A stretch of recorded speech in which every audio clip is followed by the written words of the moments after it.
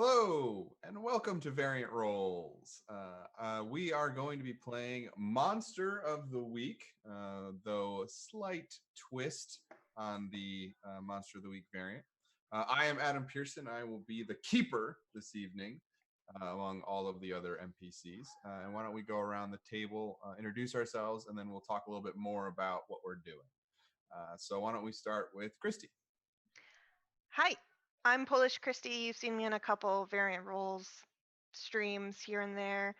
You can find me on Twitch, on Twitter, Instagram. Do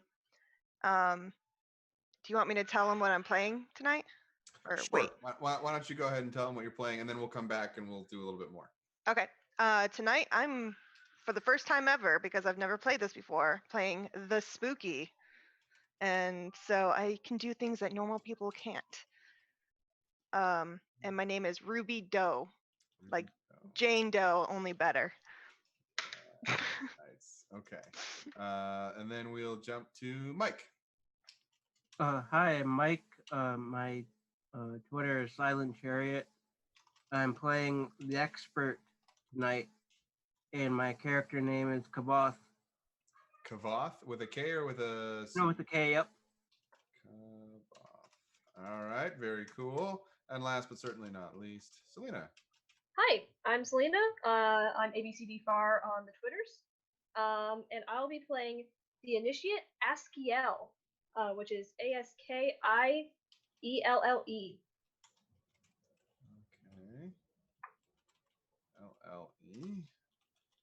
And the Initiate. All right. So, I spelled that wrong. Not enough T's. All right. So, as I said in the tweets and in the intro, this is Monster of the Week, but with a slight twist, because I don't like doing things just the normal, boring way. What we're essentially going to be doing tonight is playing Monster of the Week and using the playbooks that you've looked through and chosen for yourselves. So the mechanics of the game won't change. But instead of being humans hunting monsters, we are going to be fae hunting humans. And the way this works, and Mike, having played last week, has some understanding of what's going on, is that the premise that I have made is that the world of fairy used to be ruled by the lords and ladies of the Sidhe, which are the high fae. They loved making deals. Deal making was their thing. It's how they gained power. It's how they ruled fairy. But it was hell on fairy itself. It made the lesser fae. It poisoned them. It hurt them. It ruined fairy. A lot of places were damaged because of all this deal making. Wars were being fought between summer and winter. The constant bickering. And finally, the lesser fae, and specifically the wild fae, had had enough. And so they made a effort to overthrow the summer and winter courts and get rid of the Sidhe, get rid of the bureaucracy or the bourgeoisie, if you will. And they just now live peacefully without all of this bickering and this deal making with humans. Humans are the problem here. Unfortunately, the Sidhe still exist. And occasionally, humans make it into fairy and find one of these Sidhe to make a deal with. And when that happens, the corruption of that deal begins to, again, once more take hold in fairy and start messing things up. And the wild hunt was established to hunt down these humans that somehow get inside of fairy and stop them. It is the unfortunate circumstance that once a Sidhe has touched a human, for everyone that, as well as everyone knows, that human is no longer human. That human is a monstrosity, is corrupted, and as far as anyone knows so far, they are unsavable. They are essentially a twisted version of themselves, and they are dead men and women walking, or dead people walking. It's a better way to say it. And it is only a matter of time before they expire, and the Sidhe just hope they do as much damage as possible before that happens. But it is your jobs to find these humans and stop them before they make a lot of damage in fairy, and stop them to cross over to the mortal realm. So that's the premise. Everybody good with that? Yeah. Yep. So now, as part of Monster of the Week, normally if we were playing a campaign, and since this is some of your first times playing, we would go through how do we connect to one another and what like bonds do we have. It's a very powered by the apocalypse thing to do. Unfortunately, because this is a one shot, we can kind of skim a little bit of that off. We can say you all work for the Wild Hunt, so that's your primary bond, is that you are hunters that have proven yourselves to the Earl King as being fairies that can be counted on, and that you are wild fae that know what you're doing. So Christy, as the Spooky, and Ruby Doe, tell us a little bit about your the playbook and like what you've chosen, so that your fellow compatriots know what you can do. And then I hope you all saw, but you get one free upgrade as a symbolism of like you've been doing this for a while, so you've gotten enough experience to have at least one upgrade. Oh, okay. Well, then I'm gonna You upgrade mean- something real quick. That's fire. You mean an advanced improvement? Yes, you get one advance. Okay. Okay, Yep. so Doing that really quick. I know. So that did not get posted. Okay, so we get one free advance because being a one-shot level 1 isn't as fun as being a one-shot level 2. Okay, so as the Spooky, and now I'm trying to think of it in terms of being a fae. Yeah. Ooh. Ooh. I'm just thinking like Carnival Row style because I just finished doing that and that Just finished watching that. epic. But yeah, so in my eyes, Ruby Doe has completely black eyes. She can see, but they're pupilless, irisless, all that stuff. Mhm. For my playbook, I've chosen that I have telepathy. Okay. So yeah. What does it say? I can read people's thoughts and put words into their minds. So when I investigate a mystery or read a bad situation, I don't have to do that with talking. So I can just like describe what I'm doing, but no one necessarily knows it. Correct. And You then can I be sneaky. can, and then I can manipulate someone without speaking. I also chose hex. So basically, if I use magic against someone, I can add an additional hex element onto that. So I can make them contract a disease. I can make Okay. them immediately suffer harm, or they can break something precious or important. And then I also chose the sight, so I can see invisible Ooh. and spirits and magical influences. And I can communicate with them, even make deals with them. And they give Spirits, me, yeah. and they give me the opportunity to spot clues. So when I investigate a mystery, I'm sure I'd get like a little bump on that or something. Yeah. So essentially, if you can kind of normally when you investigate mysteries, there's got to be something there physically to trigger like, I notice like tracks. I want to investigate a mystery. But with you, the spirits of the land are just there all of the time. And so technically, if you're like, I don't really know what to do, I'll ask the spirits. You can kind of just legit just ask spirits and see, does the spirits have anything going on? Okay. So But that's really cool. one of the coolest things I think about the Spooky is it comes with a dark side. Yep. So it says pick 3 tags for your dark side, and I picked guilt, self-destruction, and poor impulse control. And so basically, you'll be able to use those against me if I lose too many luck points or. Yep. So let me write those down because those are actually important for me. So you said guilt.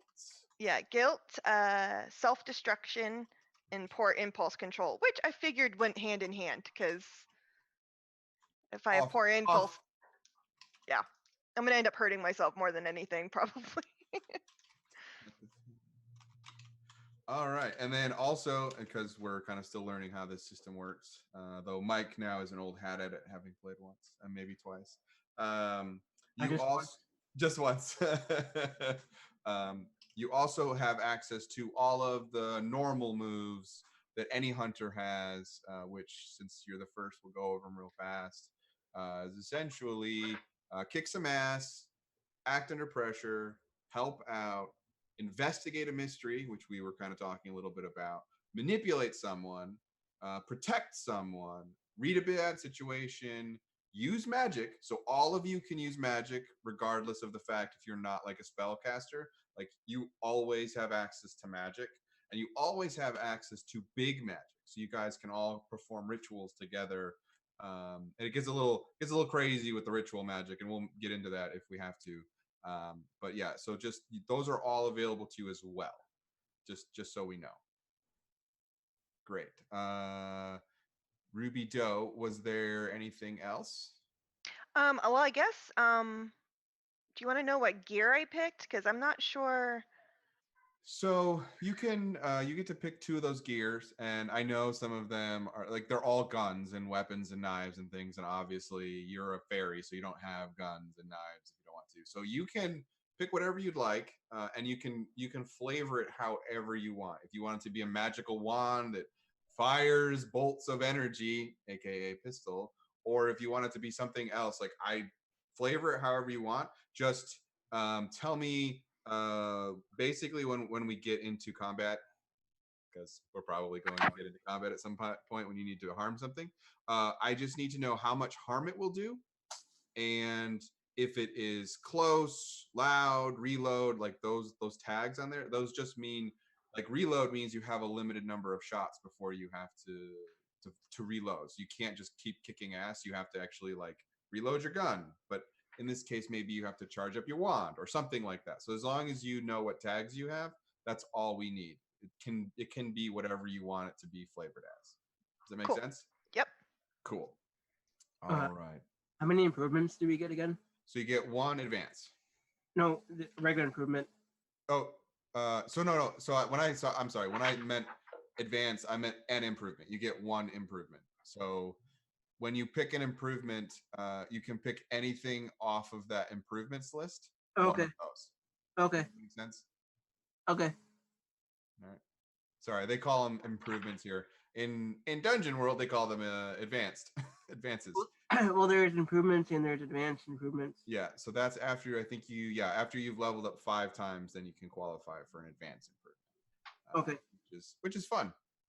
All right, so then we will jump to I have Mike next. So Mike, tell us a little bit about Kavoth or Kavoth. Both. Kavoth. Yeah, so I have red hair, pointed ears, kind of tall, like outdoor clothes, like a thoughtful, like lined face. I took the man with the plan and Dark Past as my moves for expert. And then I also have havens I can choose as well. Ooh, havens. Yes, you set up a haven.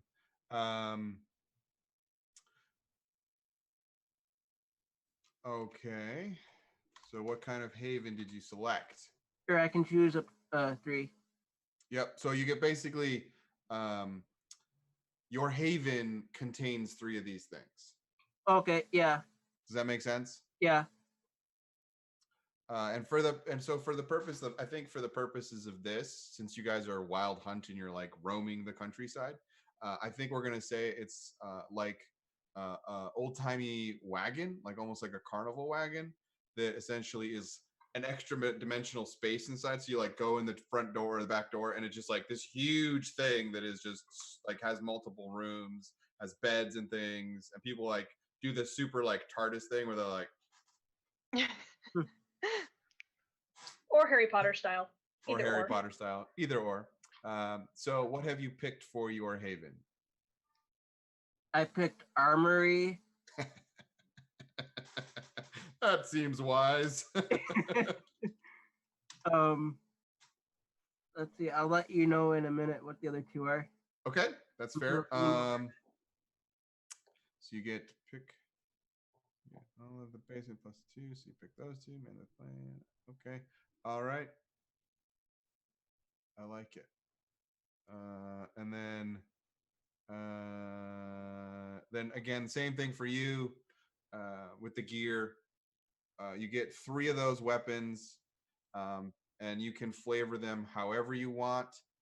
Just tell me when it comes time to doing damage and things like that. Like kind of like last time where you had your bone wielding shotgun or bone splinter shotgun.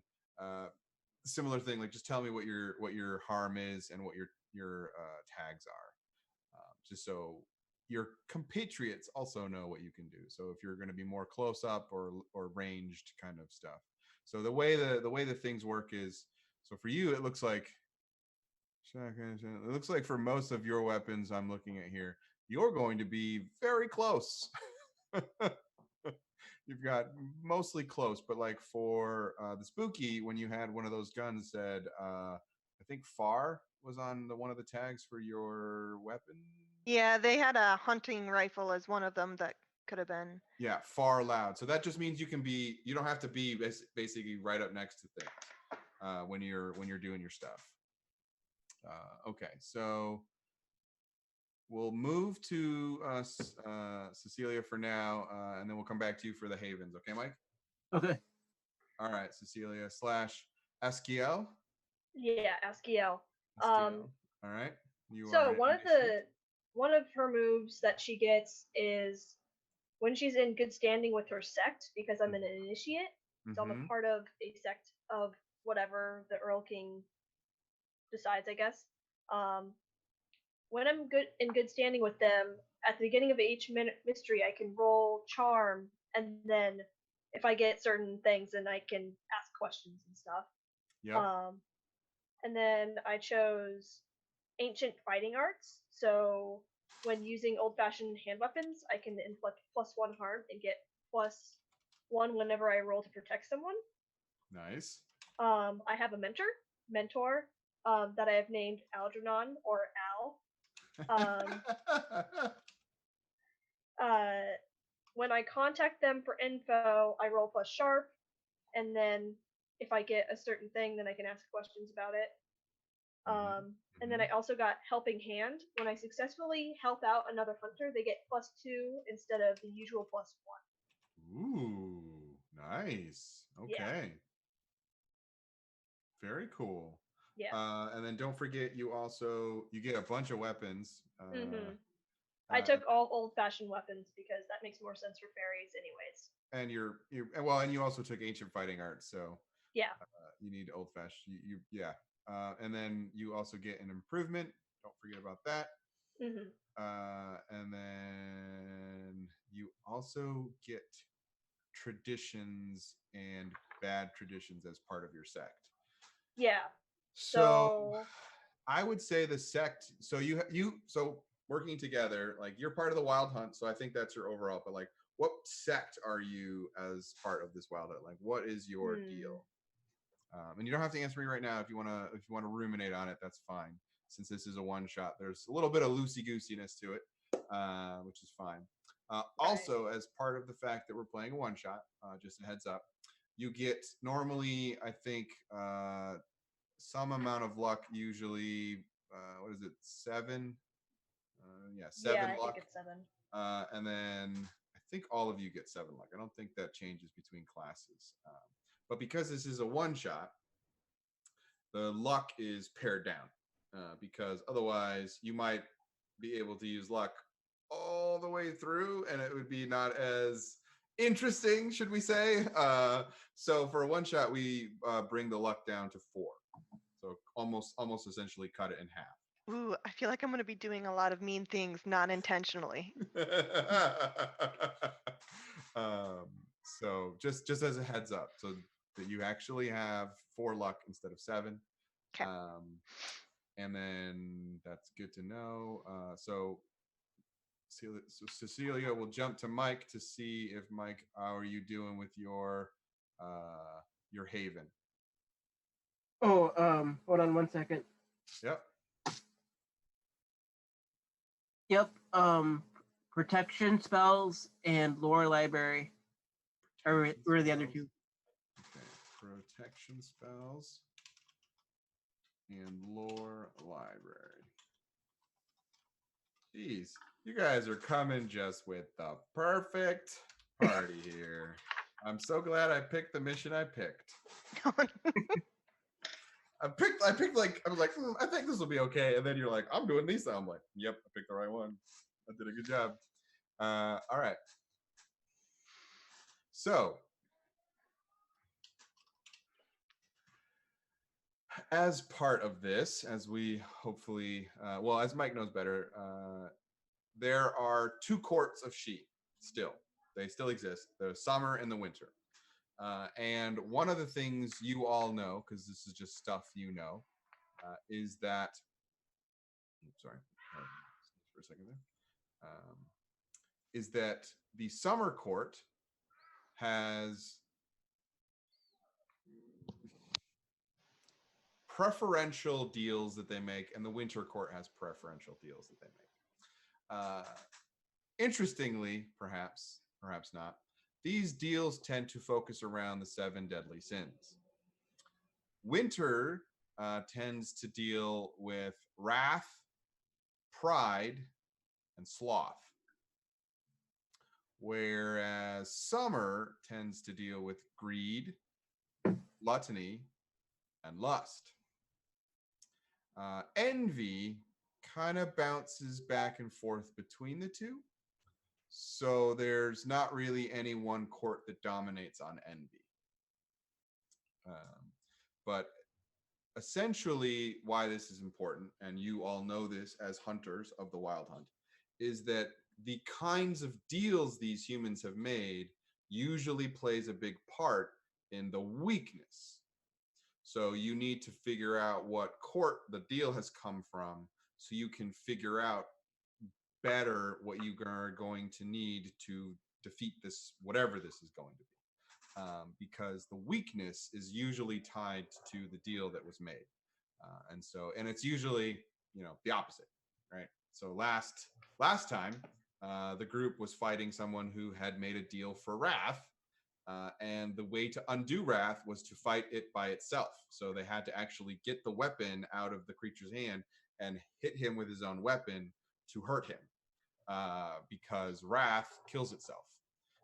So that's the kind of like idea of like wrath turns in on itself, and usually you harm yourself as much as you harm other people.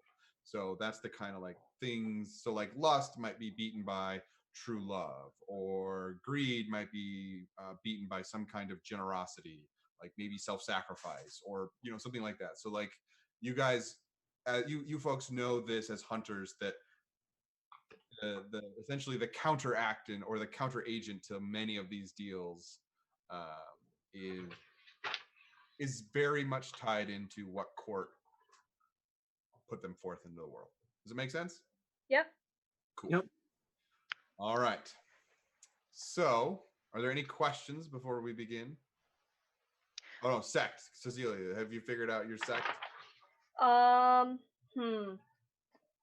So, I know what. Maybe I'm a goblin. Ooh, I love it. Okay. So that's the sect. Is I'm of the goblin. I'm the goblin sect. And so the two traditions that I chose was ancient lore and fighting arts. And then the bad traditions was tradition bound. Oh. Which makes sense with the goblins anyway, so. You guys are my favorites already. All right, so these are good. And these are bad. Cool. Not at all a problem for later. Nope. All right. So the adventure begins, as the last one did, inside this magnificent stone castle. You have been summoned to the court of the Earl King. And you've probably all been here before. Have you all gone on a hunt before?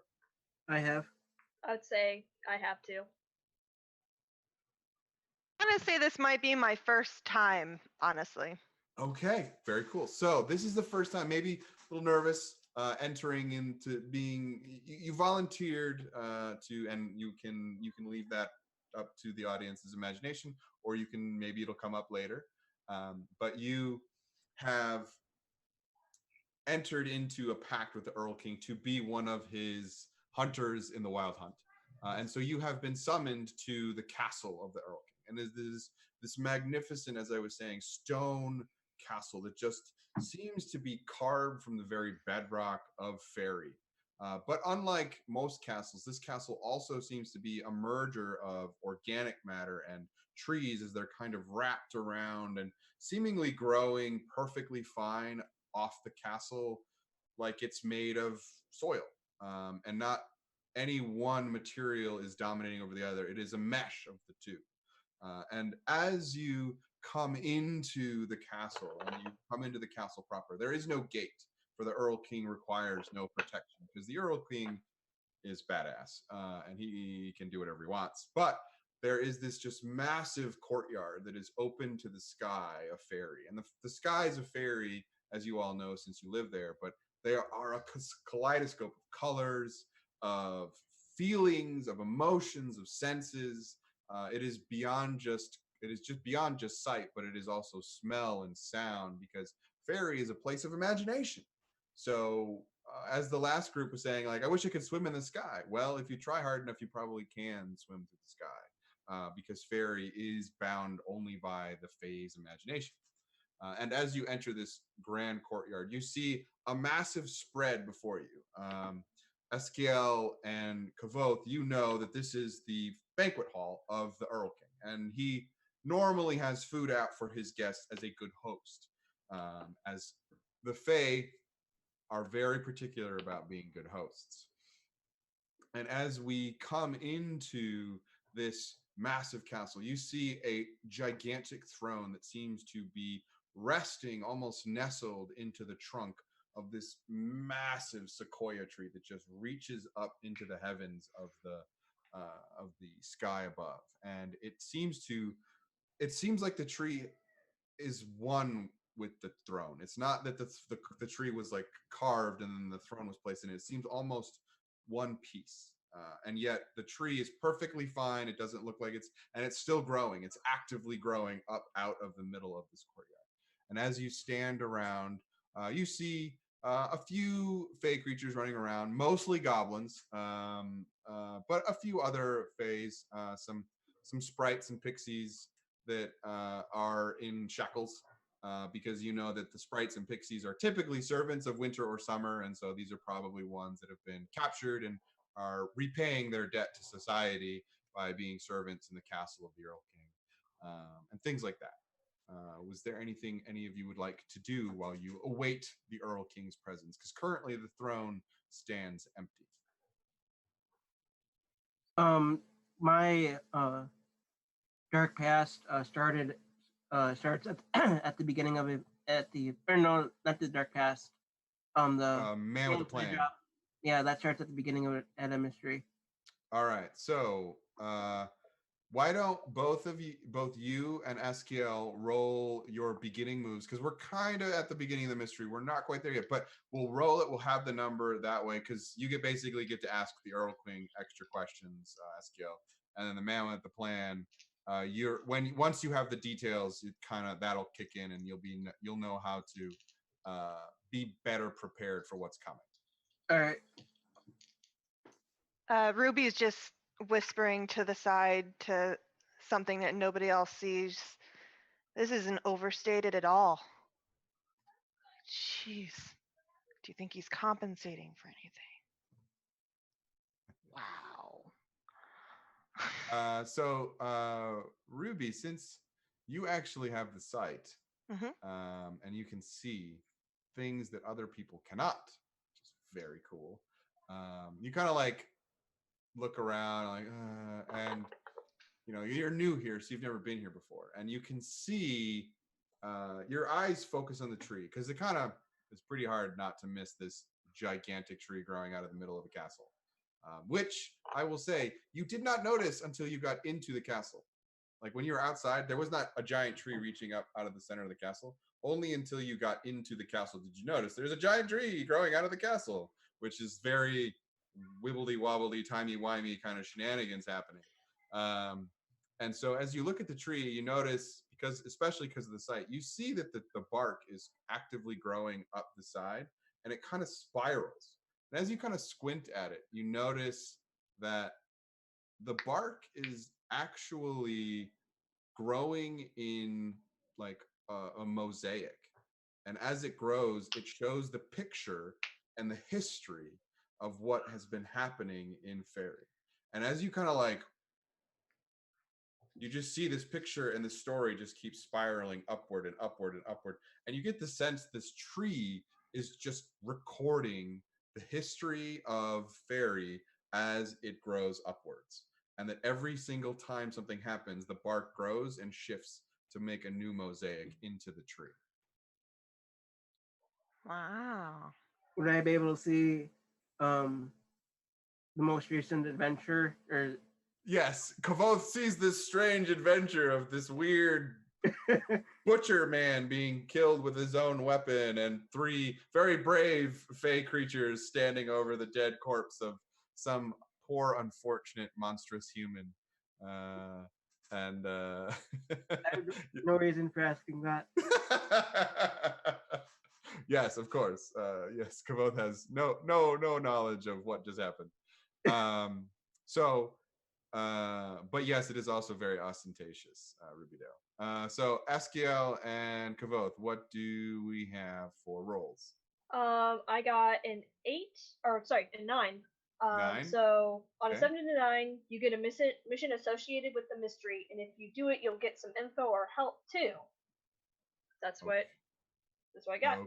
Okay, interesting. That'll be fun. Mhm. And Kavoth, what about you? What did you get with your plan?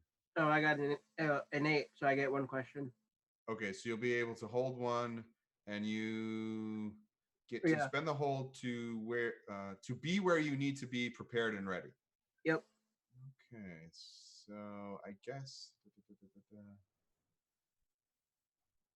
So I think that means you can spend that hold whenever you want, and you are in the right place at the right time. So you don't have to do it right now, but like if, say, you split the party, and the 3 of you are off doing something, and maybe the 2 of them meet back up and they're in trouble, and you're like, man, it'd be really great if I was there. Boom, that's when you spend your hold and you're there. That is kind of how that works. All right, sounds good. Or if you were like, damn, I wish I had my wagon with us, your wagon's there. Like that's kind of how that works for you. It works with like items or. Yep. Yeah. You're like, man, I really wish we had holy water. Bloop, I got holy water. Like that's kind of like that's the like you are the person. You're literally the man with the plan. So like when they're like when in the movie or in the book or whatever, when your compatriots are like, oh my God, we really need this weird esoteric thing that no one knows about. Like, you mean this? You'll just pull it out of your jacket and be like, I got it. Don't worry. Like you are the Boy Scout of the group and you know what you're doing. Like you're the Eagle Scout, always prepared, like that kind of thing. All right, that's good. Oh, except Faye related and way more badass. All right. For my 3rd expert attack, I chose Precise Strike. Because I can choose as my improvement. I can choose. Okay, Precise Strike. Okay, I will mark that down. Thank you for letting me know. Precise Strike. Okay, and then when the Earl King arrives, you will be assigned a separate mission.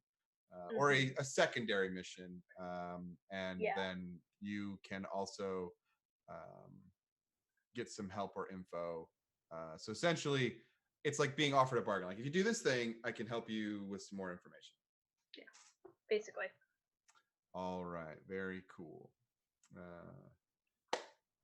So as you kind of look about in the various, maybe Askiel, you see a goblin or 2 that you know, maybe chit chat.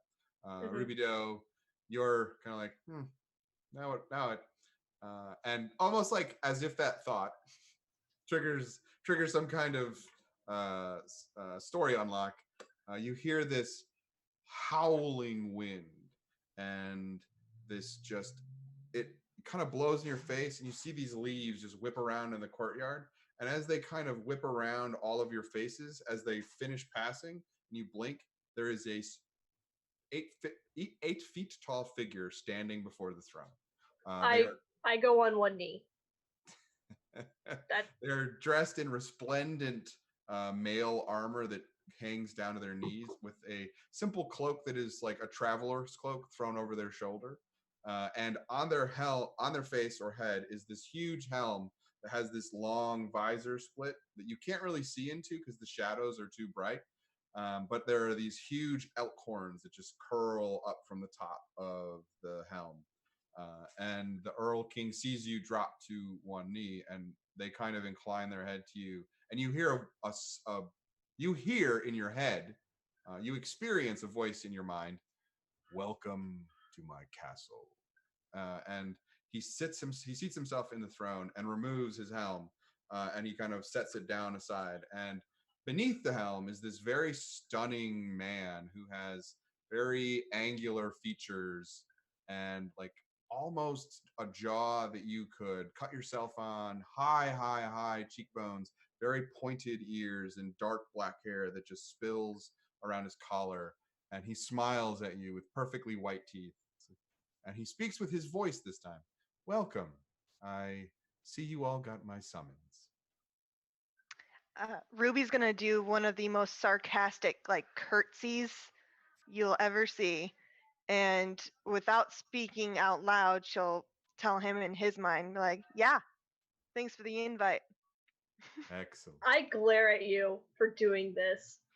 This is Well, you don't know that she spoke into his mind. No, though. not into his mind, but for the sarcastic curtsy. I like it. Yeah. Thank you, sir, for allowing me to go on this mission. But of course, Sir Askiel, you have served me well, and I hope. And his very prominent gaze focuses on you for a moment, Ruby. I hope our new addition will serve me well as well. I have good feelings about this one. And Kavoth, not to be let alone, you have also served me well in the past. I even saw your wagon outside. It is a marvelous Fey construction. You must tell me how you did it one day. Yeah, I'm Kavoth.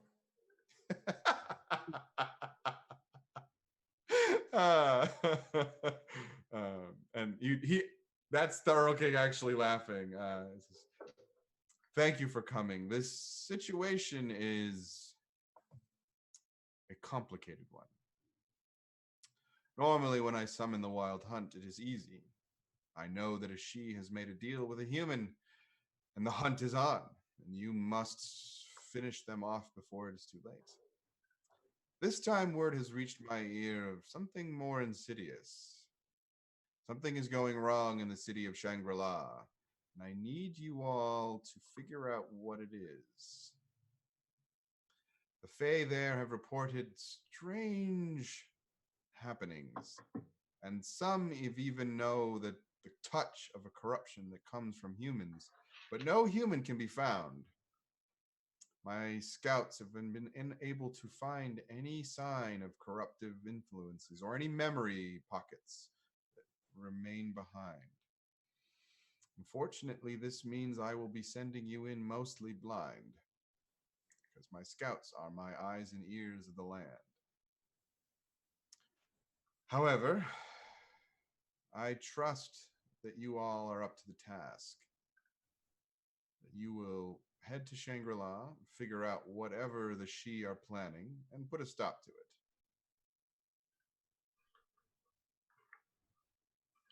Always we would. And I, What is the reward for this adventure? As always, further serving Fairy is usually its own reward, but I know that you have your eye on curiosities throughout the realm. I have a few that you might be able to select from. No, that's good to know. And he kind of motions to Ruby. And if we are successful, then permanent membership within the hunt is also granted. I'll keep that in mind. Please do. As I say, unfortunately have few pieces of information other than something odd is happening in the city of Shangri-La. The people there are uneasy. They have been hearing strange whispers in the night. It does not bode well. Some foul magic is on the air, and I do not like it. Askiel, for you, I have a separate quest that might be connected. There is an old fae that still resides within the realm of Shangri-La. Seek her out. Make sure she is safe, and perhaps she will have further information for you. Yes, my lord. Her name is Zybeth.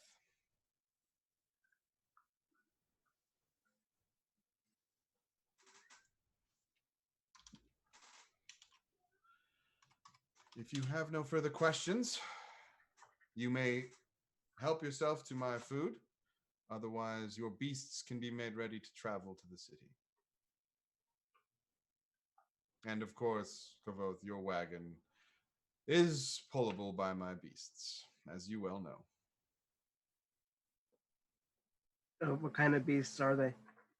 As you, Kavoth, know, they are essentially these strange creatures made of darkness and shadow that essentially are very hound-like, but at the same time a little cat-like as well. They're essentially some kind of strange fey predator, or at least the shadow of a strange fey predator, that their size grows or shrinks depending on who the mount is.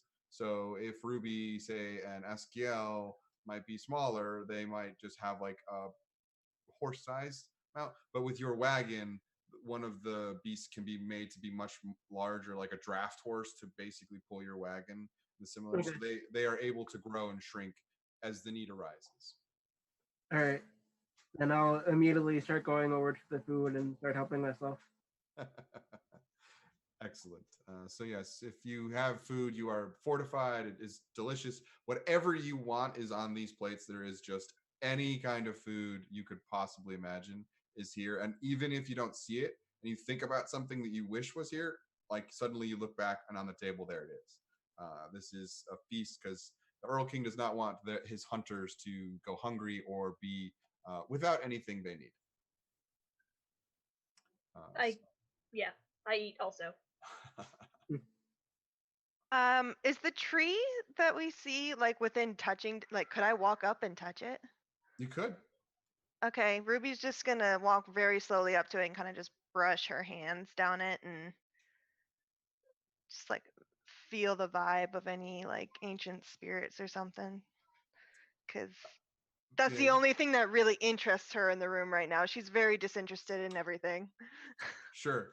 So you reach out and the Earl King does not stop you. You do notice the Earl King watches you, but you kind of like run your hand on the tree, and you feel something interesting. It is hard to describe in words, but you feel fairy, the world. You feel it beneath your hand, and it is alive. This tree is alive. Fairy is alive. And you swear, though you don't hear anything out loud or in your mind, but you swear you feel the sense of welcome, but also caution, like hello, be careful, kind of like those feelings. Okay.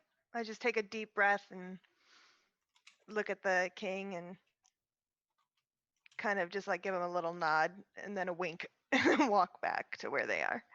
Then he kind of just gives you a smile, a very winning smile, and doesn't seem to need to say anything else. So fully in fully fully filled with food. Whew, there's a tongue twister. You head out on your various steeds. The fairy city of Shangri-La, long lost and thought to be somewhere in the world, actually in fairy, is one of the old capitals of fairy when the summer and winter were in charge. Now it is just a normal metropolis of fairy, though calling something a metropolis in fairy is like calling the Mississippi a small stream.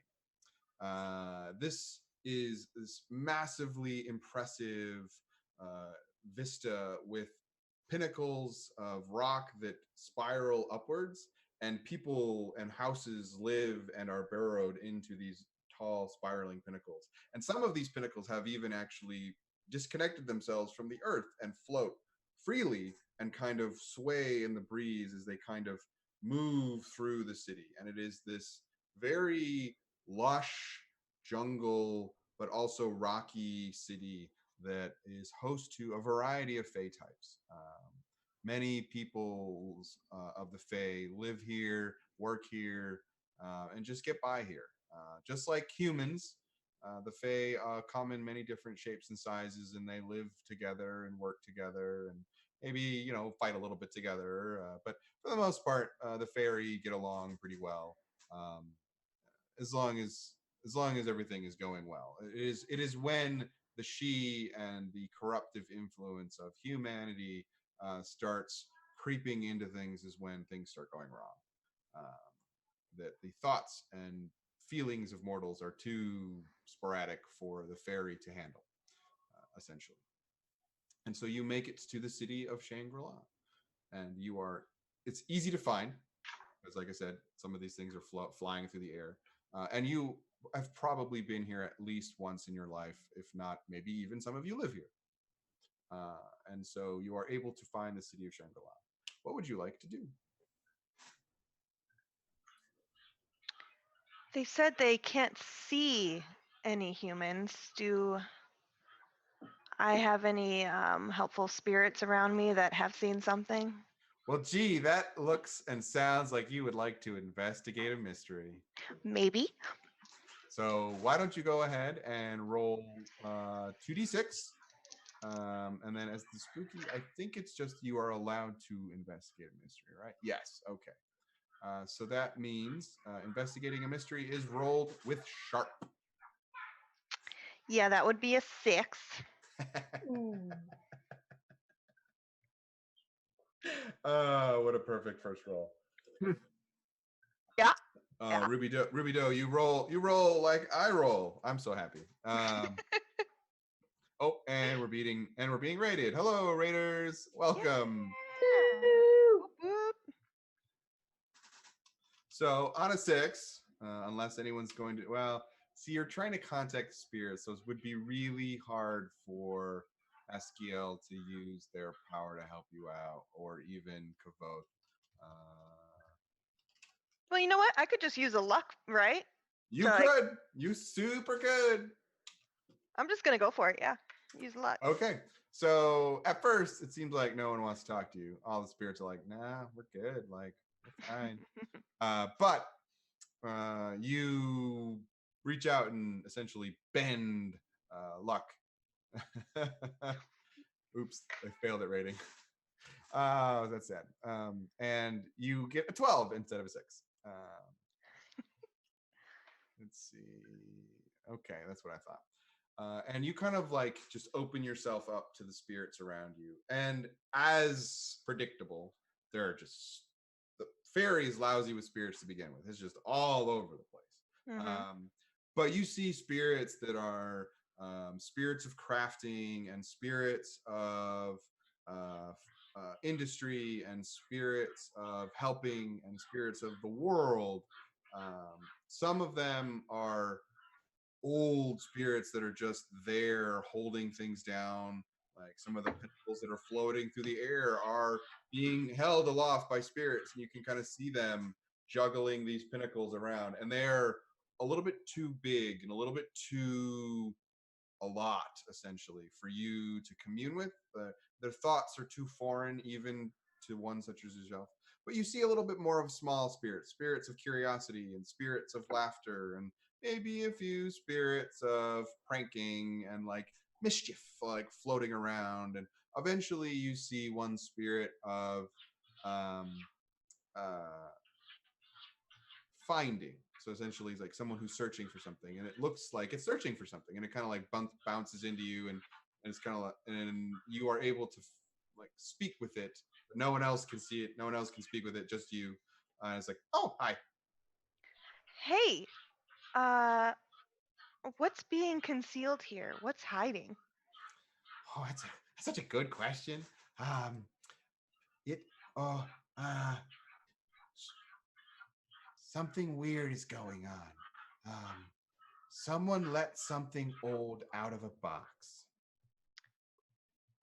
What's in the box? I don't know. It's it's it's old, and I don't think it likes people very much. What are you looking for? Oh, someone lost their shoes. I immediately look at my shoes. It doesn't seem like the spirit of finding is from amongst you. It looks like it's kind of like it like spiraled off someone, and when you look for the site, you kind of saw it spiral, and it's kind of like it's still around. You don't know if the shoe lost is still there, but Okay.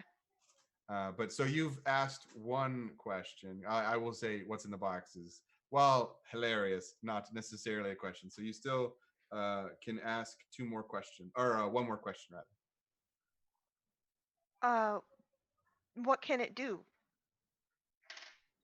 I'm going strictly off these ones because I'm Yep, like, yep, yeah. yep.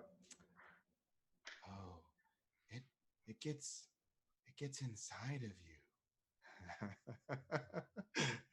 It sounds like, and you hear something that does not sound good, Ruby Doo.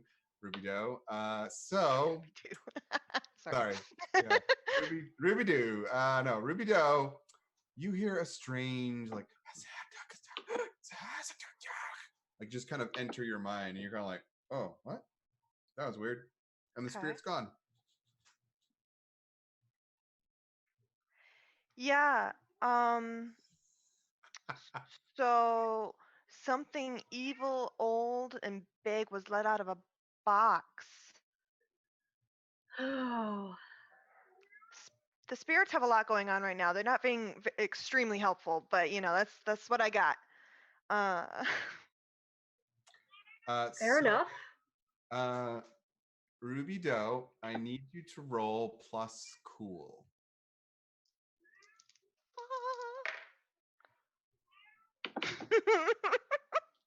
8. Ooh. Okay, so let's see here. 8 means cool. You get to hold 2. So you are currently suffering from something called the cursed speech. Ooh. You are, when you know the cursed speech, anytime you use magic, you must use the cursed magic instead. However, you can spend one of your holds to use magic as normal. So you can Okay. so you get 2 2 holds. of them. So you can be like, no, I don't want to use cursed magic right now. I want to use regular magic. Okay. Okay. Or you can choose to use regular or cursed magic. The cursed magic, I will send it to you over the Zoom. Looks like this. I want to make sure there's no spoilers in here. Nope. Okay. Didn't think so.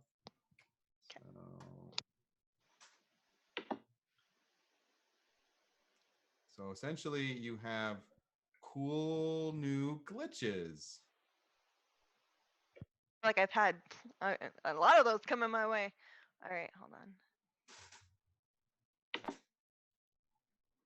Ooh. So if you need any help with anything, let me know. But that's essentially now you have an additional move kind of tacked onto you that you can essentially say no. You like basically stamp down with one of your holds. That makes sense. Yeah. I'd say Algernon lives in Shangri-La, so I'm gonna go try to talk to him. Okay. And sure, that makes sense. contact my mentor for info. Yeah. Absolutely. So Ruby Doe, what do you specifically tell your party since this just kind of like snapped and like you're like Wait, so do I know that I've been cursed basically? You know something like slithered into your mind that like that spirit was like talking to you normally and you talk to spirits all the time and then all of a sudden it was like it went like dead and was like and you're like whoa like danger Right. Okay, y'all, so just a heads up, I might not be on my game today. Just throwing it out there. Something seems a little blurry at the moment. It'll be fine. Don't worry about it. It'll be fine. On that note, I'm gonna go find Al. Okie doke. Let's go find Algernon. Okay. So I'm rolling for a sharp. That's a 8. On a 7 to 9. They're either busy and can't help. Or isn't there an or there though? Or yeah, they can't help, or they answered the question, but I owe them a favor. Okay. Yeah, I'm gonna go with they answered the question, but they owe me a favor, and I'm gonna ask him where I might be able to find Zybet. Okay.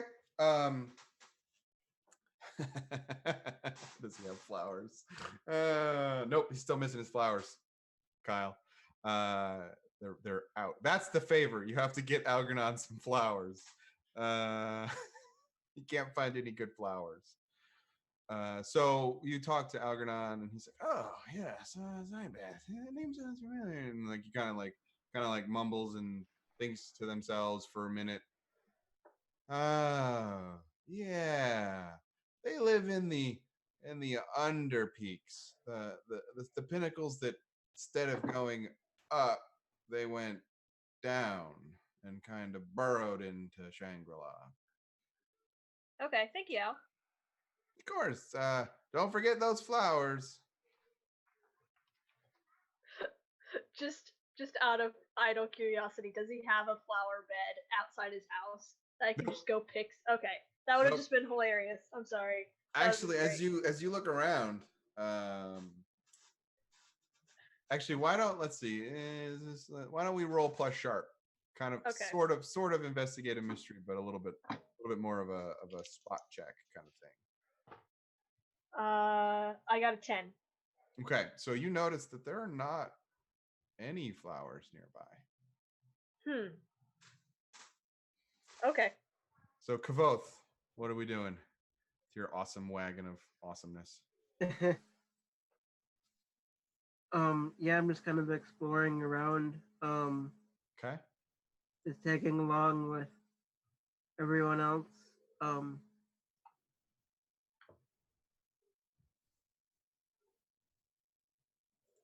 If that's it, that's fine. Yeah. I don't want to make you do something, but if in case you had an idea to do something, I just wanted to give you a chance to do something. So if you're just like still pondering, figuring it out. I'm still figuring out what to do right now. Still thinking about your plan. Yeah. How sweet it's gonna be when you enact it. Well, since we have an idea of where Zybeth might be, and she may have information on this spirit, maybe we can talk to her. Try to find her and talk to her. She's supposed to be underground? Yes, she's supposed to be in the underpeaks. Great, because nothing bad ever happens below the ground. Let's go. Uh, I uh, don't disagree with that. so you make your way. You ask around because you've never been to the Underpeaks because they're kind of a weird place.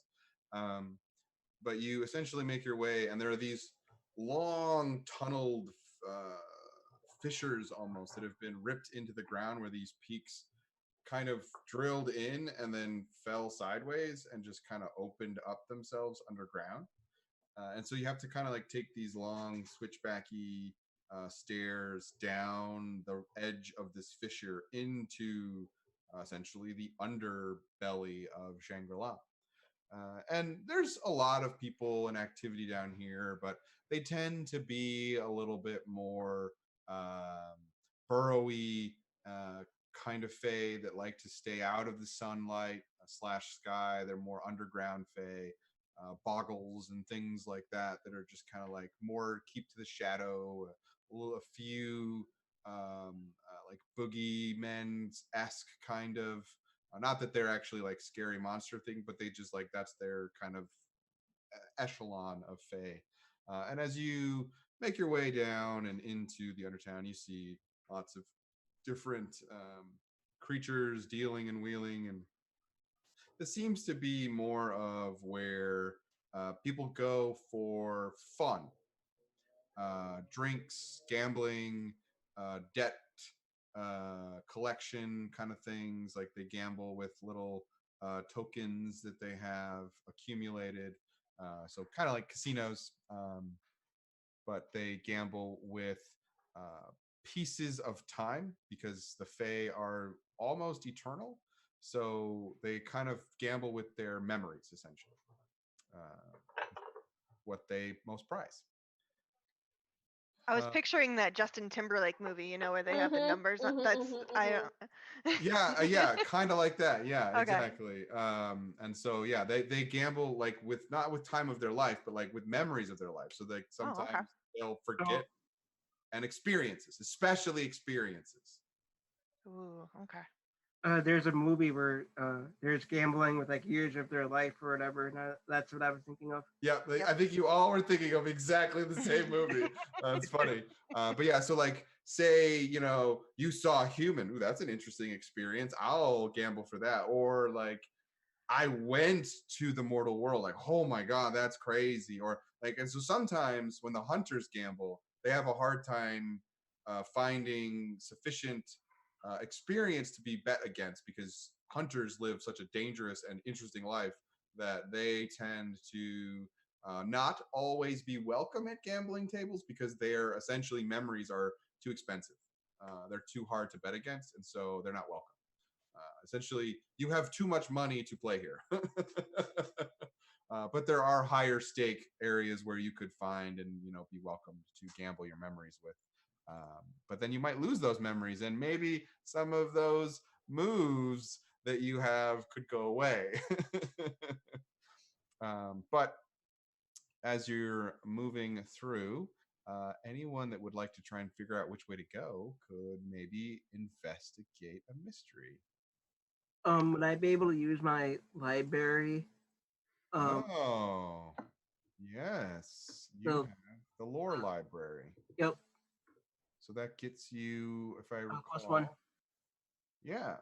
So yeah, I'd say in your library, you have essentially, we'll say a map of under peaks, and it will let you help Askiel essentially navigate their place through this place easier. All right, so I add a +1 to that then. Yeah, so you roll 2d6 plus sharp, and then you get a +1. Okay. And then technically, if Askiel wants to help you out with their special super duper help out power, that you could get a +3 if they roll well enough. Sure, let's try it. Why not? So with help out, that is 2d6 as well. Plus But cool. you roll plus cool instead. 1 second. Math. Simple math, but math. Eh, That's an 8. So I sadly do not do anything. Oh wait, no, I do. I you- get You get +1, but if the person doing the thing gets problems directed at them, you are now also being directed at. So essentially, like if you're helping someone out, like say you're fighting and someone swings at them and you like try to help them out to swing back harder, you both Yeah. get hit instead of just them. right. So what do you got there, Mike? Or I excuse me, you rolled both. 5 total. Did you roll snake eyes? Yes, I did. Oh, no. We're so good at gambling, can't you tell? Hey, at least you get some experience. Yeah, That's true. technically, you get experience. Yep, definitely. Not with that snake it'll eyes. help really, but And unfortunately, your map, we'll say,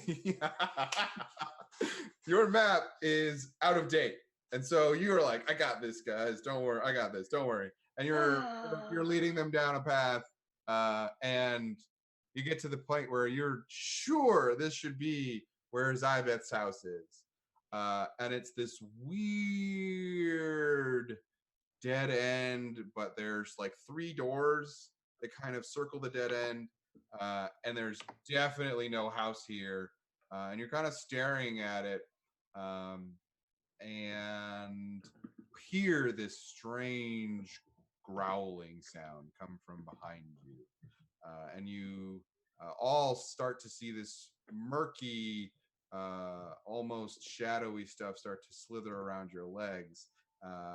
What do you do? Ruby immediately kind of throws her hands up and starts to levitate off the ground away from the smoke. Okay, so you levitate. So are you trying to Probably use act under magic, pressure? right? Oh, use magic. Heck yeah. So are you spending one of your holds? Yeah, I have impulse control.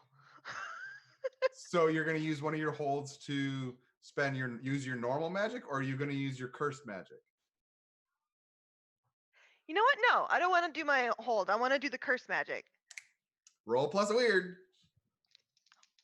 Okay. Oh, 13. Okay, so on an 11 plus, your magic works as advanced use magic instead of regular use magic. Okay. So you will get added benefits, which we'll get to.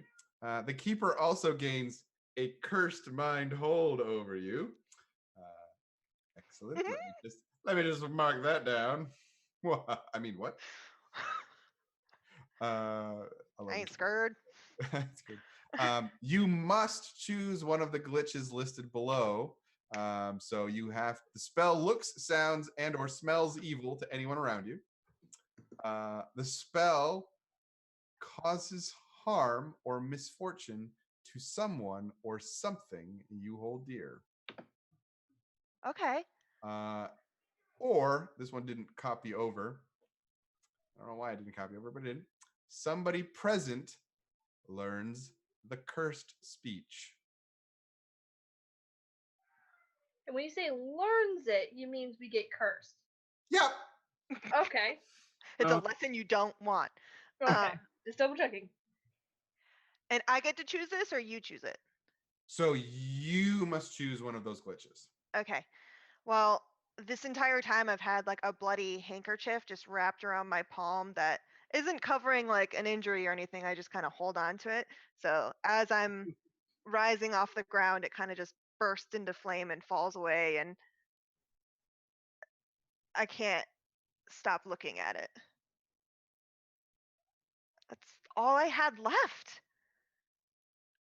All right. I'm over this curse, guys. It's definitely something bad happening, and I just keep floating away from the smoke. So that was a misfortune to someone you held dear. Yes. Very cool. All right. What are the other two of you doing? So you hear this growling sound, and Ruby Doe, as you turn around, you see this strange hulking creature. And by hulking, I don't mean like huge. I mean like it's like bent over and like hunched and kind of like doing this weird like chittering sound as it approaches you. It's also kind of large. I draw my silver sword. And as you turn and looking Because at it's not iron. It's not iron, so we should be okay. it's not iron. Yeah, don't touch iron. That's bad. Yeah, iron's bad. That's one of the number one reasons why humans are bad for fairies, because their blood is like 70% iron. So you turn, and I will say, because you're a goblin, you're a pretty stout warrior. You've been around the block a few times. It's not your first rodeo. You recognize a hob when you see one. Hobs are mean. Hobs are no fun. And you know that this strange darkness that is slowly like kind of wrapping around you. And Ruby, as you lift up, the darkness doesn't curl around you, but you see that it starts to reach for you still, even though you've levitated up. So it's not like it's bound just to the ground. And you can see it's kind of seeping out of this thing's pores and kind of spilling down onto the ground around it. And you see that this thing is a huge gaping maw and no eyes. There are no eyes present. And so you get the sense, Ruby, that the darkness is to give it an advantage. And Eskiel, you know that hobs love to fight in the dark because they don't need vision to see. And so they actually secrete this viscous mist that actually encompasses the area in darkness. So they have the advantage when you fight them. And that they're old timey predators. They're smart and mean, but they're not like they don't have any like elevation or station in any of the Fey like area. They didn't serve the old court. They're literally just like mean Fey that like to pick fights and eat people, or things, if they can get their whole hands on them. So like your shadow beasts, like if they could, they'd eat those. Like they just eat things, and so they can't really be reasoned with usually. But that's what you see when you turn and spin and pull your sword.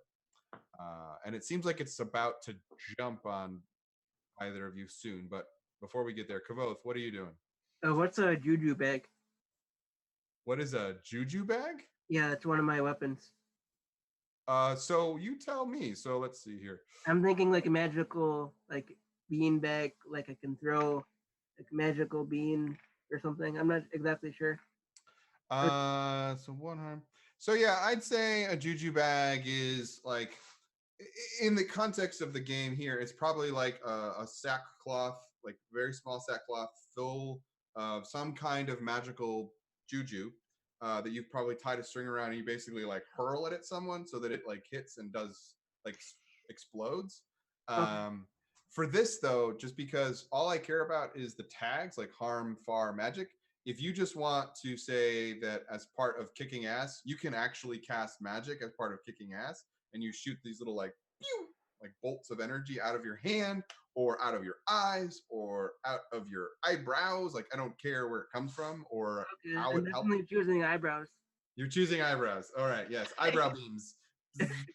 And so essentially when you roll to kick ass, you can be far away from this thing, so you might not be in harm's way. And then it will deal one harm, and technically for the purposes of any kind of magic overload, it does magic damage. Okay. So why don't you go? It sounds like you're about to kick some ass. So why don't you kick some ass? All right, and that is tough, unless you have you don't have anything. Yep. So it's just tough. All right, hold on 1 second. I didn't write that down.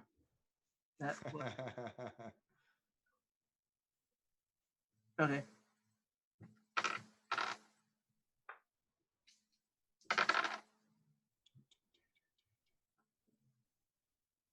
Four. Oh, Mike. Yeah. Mike, I'm so sorry. So how am I gonna do this? So this thing, like, you like go to like, I don't know what is your casting like? Because this is kind of like casting a spell. So what does it look like when you use your eyebrow beams? You just like like dark or purple like energy shoot out of my eyebrows. Okay, so you like look forward and this energy gathers, and as the energy starts gathering over your eyebrows, this thing like pulls out and just whips across this small little and by little I mean it's probably like 5 inches with a blade, serrated knife, and it just like sticks in your shoulder blade, and your beam's gonna go beep, and you take 2 harm. Okay.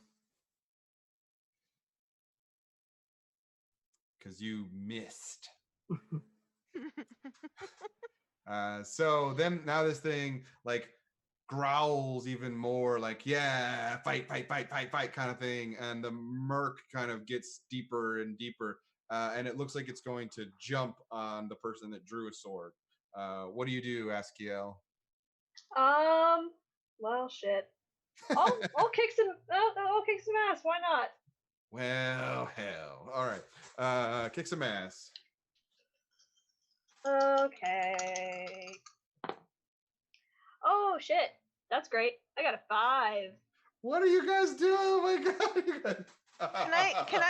Can I say that I tried to like help her by just kind of like Like being a- telekinetically like pushing her sword?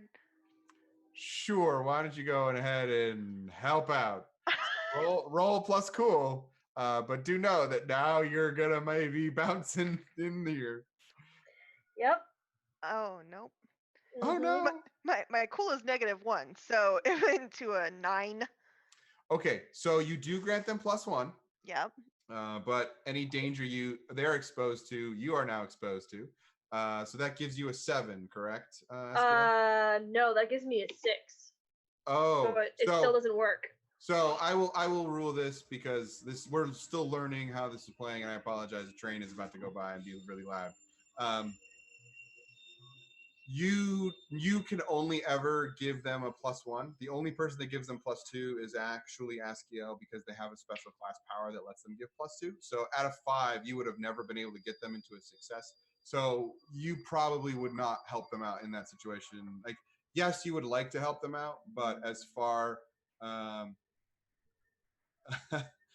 as far as like mechanics wise, like, you know better than to like, oh, I'm going to risk myself for danger for something that's not going to work. Like, right, you wouldn't necessarily, like, we'll say expositionally you try to use your telekinesis, but you don't actually roll the move, because otherwise you're just exposing yourself for danger for no reward. Okay, yeah, that makes sense.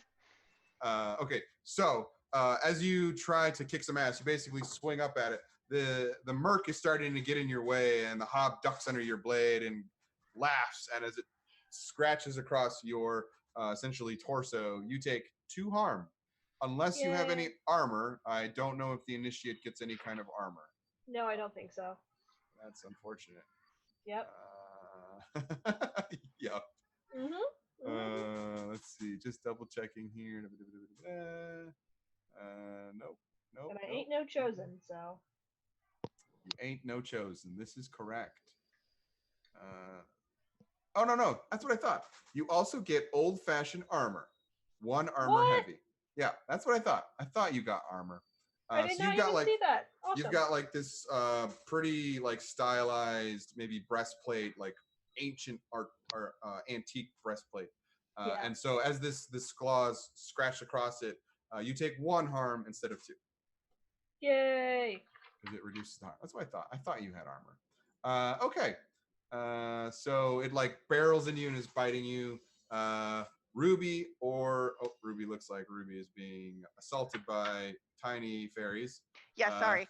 That's okay. So between Ruby and Mike, what do? You see this thing like collide into Askiel and scratch across their breastplate, kind of sparks flying, and they kind of stagger back a second. Oh, I'm going to I'm gonna levitate forward, and I am very upset that my handkerchief is missing, so I'm just gonna hold out my hands and they're just gonna start burning in one huge shotgun blast. So you're gonna kick some ass. Yeah. Okay. Hopefully. I will say, as part, because you technically get an added benefit, I will say, because of your added benefit from before, because of the 11 plus on your cursed magic roll, you get +1 to this roll, because you're essentially your telekinetic rise has put you in a position to more accurately kick ass on this monster. You've essentially given yourself the high ground, and as Anakin Skywalker knows, you never go against anyone on the high ground. All right, let's see here. Oh no, guys, no. Well, the +1 you gave me plus this, so I'm at a 7. Okay, so 7's good. That's better than a So- 6. Yeah. Yeah. So with kick ass on a 7+, you and whatever you're fighting inflict harm on each other. So essentially, how this works is you shotgun blast, so that's 3 harm. 3 harm, close and messy. Yeah, close and messy. So you basically like, well, he knows now. You pump magic into this thing, and you see that its hide is a little thicker than you were hoping. So it doesn't look like all 3 of the harm go into him, just 2. And as he kind of like rocks as you blast into this thing with magic, it like backhands at you with its claw, and it kind of catches you, and you take 2 harm. Oh, okay. So that is, oof, that hurts. So is it? And it kind of staggers away from you, looking pretty hurt. It doesn't seem very happy with that exchange. It didn't expect you all. You looked like you were like little easy lost pickings, and now you've turned around and are kicking its ass, and it doesn't seem to be happy with that situation. So it actually looks like now that you have essentially, like most bullies, once you punch them in the nose, they're like, oh, actually, I gotta go. And it seems to be trying to withdraw from you. It kind of, and the cloud of this murk gets thicker. So it's essentially trying to expel more of this murk. So you can't see what it's doing. You get the sense it's trying to run away. It smoke clouds us. Yeah, it's trying to smoke bomb you guys and run away. But I would say Kavoth and Askiel, you might, if you wanted to do something, you could do something. Otherwise, you get the sense that this thing is running away from you and it's not happy with the fact that it tried and thought you were all Lunchables, easy package that it could just open and eat. And it turns out you are all armored ninjas that it doesn't want anything to do with. I'm fine with that. Yeah, I'll let it run away. Cool. So this hob kind of like, oh, and you hear this like as it like skitters away. And after a few moments, this weird murk kind of like still kind of clinging to you, but it slowly settles down, almost like cold CO2, liquid or frozen CO2. I can't think of what it's called right now. My brain. But it just basically settles down and kind of dry ice. Thank you. That is the word I was thinking of. Dry ice kind of settles out and goes away. And the hob is nowhere to be seen. But you do hear behind you one of the doors like, what is going on out there? And you see this kind of old, wrinkled looking gnome who has this like stocking cap that's kind of off to one side, and he's kind of like rubbing his eyes like, I'm trying to sleep. Sorry, good sir. There was a hob who attempted to eat us, and we were just protecting ourselves. Well, I suppose that's pretty smart. While you're out here, do you know Zybeth and where she might be residing? Oh yeah, Zabeth. Yeah, you are really lost, kid. She's all the way at the other end of Underpeak. Thank you. I pointedly look at Kavoth and like roll my eyes and start walking in the opposite direction. I start walking towards where we're supposed to be going. And at that point, Kavoth, you look at your map and you're like, oh, right. I got it. Now that I think about it, it has been a couple years since I got this map. And you realize that you accidentally had it. You were looking at it the wrong way because this is the first edition of the map, and so they printed north on the pointed the other way, and you were used to north being up, and in these maps north is down. So you were looking at it, you thought north was up, and it wasn't because geography. And so without much further complications, you are able to meander your way through Underpeak, and you find a simple little hovel that says Zybeth's potions, poultices, and leave me the hell alone. It's actually tacked on underneath it. So I go up and knock on the door, like cringing, ready for someone to yell at me because of the "Leave me the hell alone" sign. And almost upon cue, you knock on the door. And, leave me the hell alone, Ma'am, I'm Gonna here go on real orders low. of the Earl King. the Verl King. You know who I'm talking about. You hear like this grumbling sound, and then you hear. And then you hear this like. This door opens like just a tiny little bit, and you see this really, really, really beautiful woman who seems to be just the picturesque of all beauty. And all three of you see a different woman. You see, actually, let's play this way. You see your ideal mate, not necessarily a woman. You see your ideal mate staring back at you. I like Aphrodite. So Aphrodite for Kavoth, whomever for Askiel, and whomever for Ruby Doe. They seem to be a creature that is permanently glamored. And I would say, Ruby Doe, you see that at first, but because you can see the spirits, you can see this weird faint outline of a spirit that is permanently affixed to this person and is constantly moving. Whoa. You got a lot going on, don't ya? Yeah, what do you want? Well, the Earl King just wanted to make sure that you were okay, really, and that you might have some information about these spirits that are causing people to kind of go crazy. With the wild hunt, I see. Yes. I'm loath to do this because if I open my door, they'll all know. They'll all know that I opened my door. Well, you could just say we're patrons buying potions. No, I don't do that anymore. It helps if you keep your voice down too, then they won't know. And you get the sense that like two sets of eyes look at you, Ruby, like the eyes of the glamour and then like the eyes under the glamour, like both like look at you as you say that. Yes, well, suppose that's grumble, grumble. And she's like, Come around back. and you hear the door, and then Used to all the shenanigans, I walk around, start walking around back. and you see this like what is essentially like a screen door. There's no locks, there's nothing. It's just like like it just like swings open and closes without any problems. And so Makes you kind of get perfect this, sense. you get kind of sense that like this is either a game or the phase obsession with perfect manners is such that because their front door is just bolted tight, that they don't need to lock their back door somehow. Like the weird duality of that is the Fae. And so she just like pulls the door up. It's like, All right, in. I walk in. I walk in as well. all right. So, and I'm assuming Ruby, you enter as well.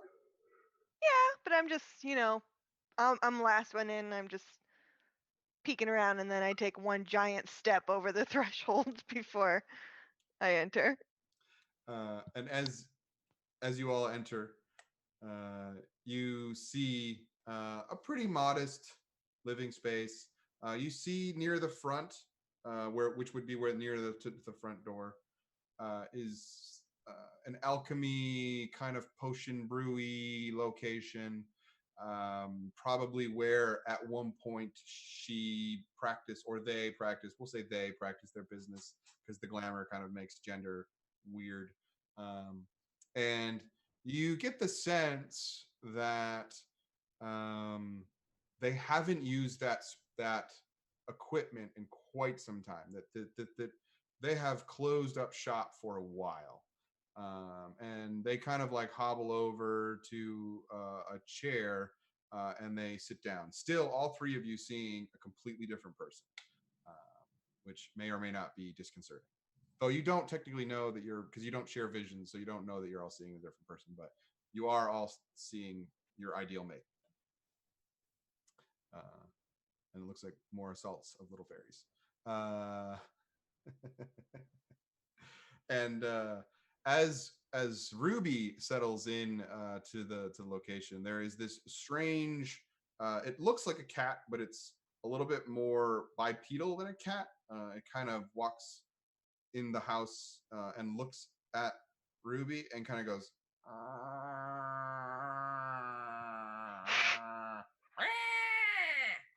That one's evil. And like it runs away. I've been called worse. And the Zybeth goes, evil? And kind of does one of these towards you. And as they do that, you see the glamour kind of shift, and like this weird, very elongated hand, bone structure that seems very inhuman, kind of like waves through the air, and then the glamour comes back around it and is back to what you're used to seeing as a normal Fey hand. And they stare at you. Oh, I know why he sent you. It's out. We heard about a possible spirit that had escaped from its box. Yes, this is bad. It's very bad. Oh, you have been cursed. This is That's what it feels like for sure. this is an old weapon from the time of the She. You do not hunt immortal hunters.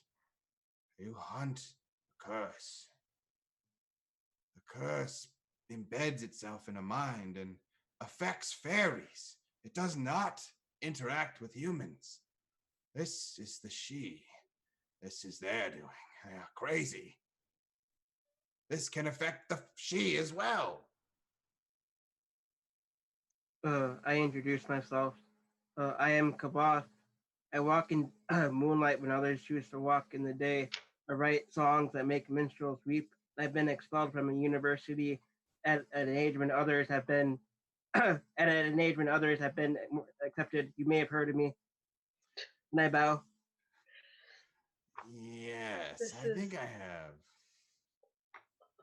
Just be careful with saying that too often, because we don't want Patrick Rothfuss to come and find us and kick our ass. Wait, so are you saying You probably the find it curse delightful. itself in me is the bad thing? Yes, well, it part of it. Oh, good. So it's not okay. Yeah. It's You not only just. have a fraction of it. Yes, it Good. is. It is an ancient weapon developed in the end of the war. The She thought to corrupt the Fae that were rising up against them, and infect them with this curse that they would want power, just like the She. Unfortunately, it backfired. The curse cares not for whom it infests. It just wishes to infest. And by releasing it, it may be too late.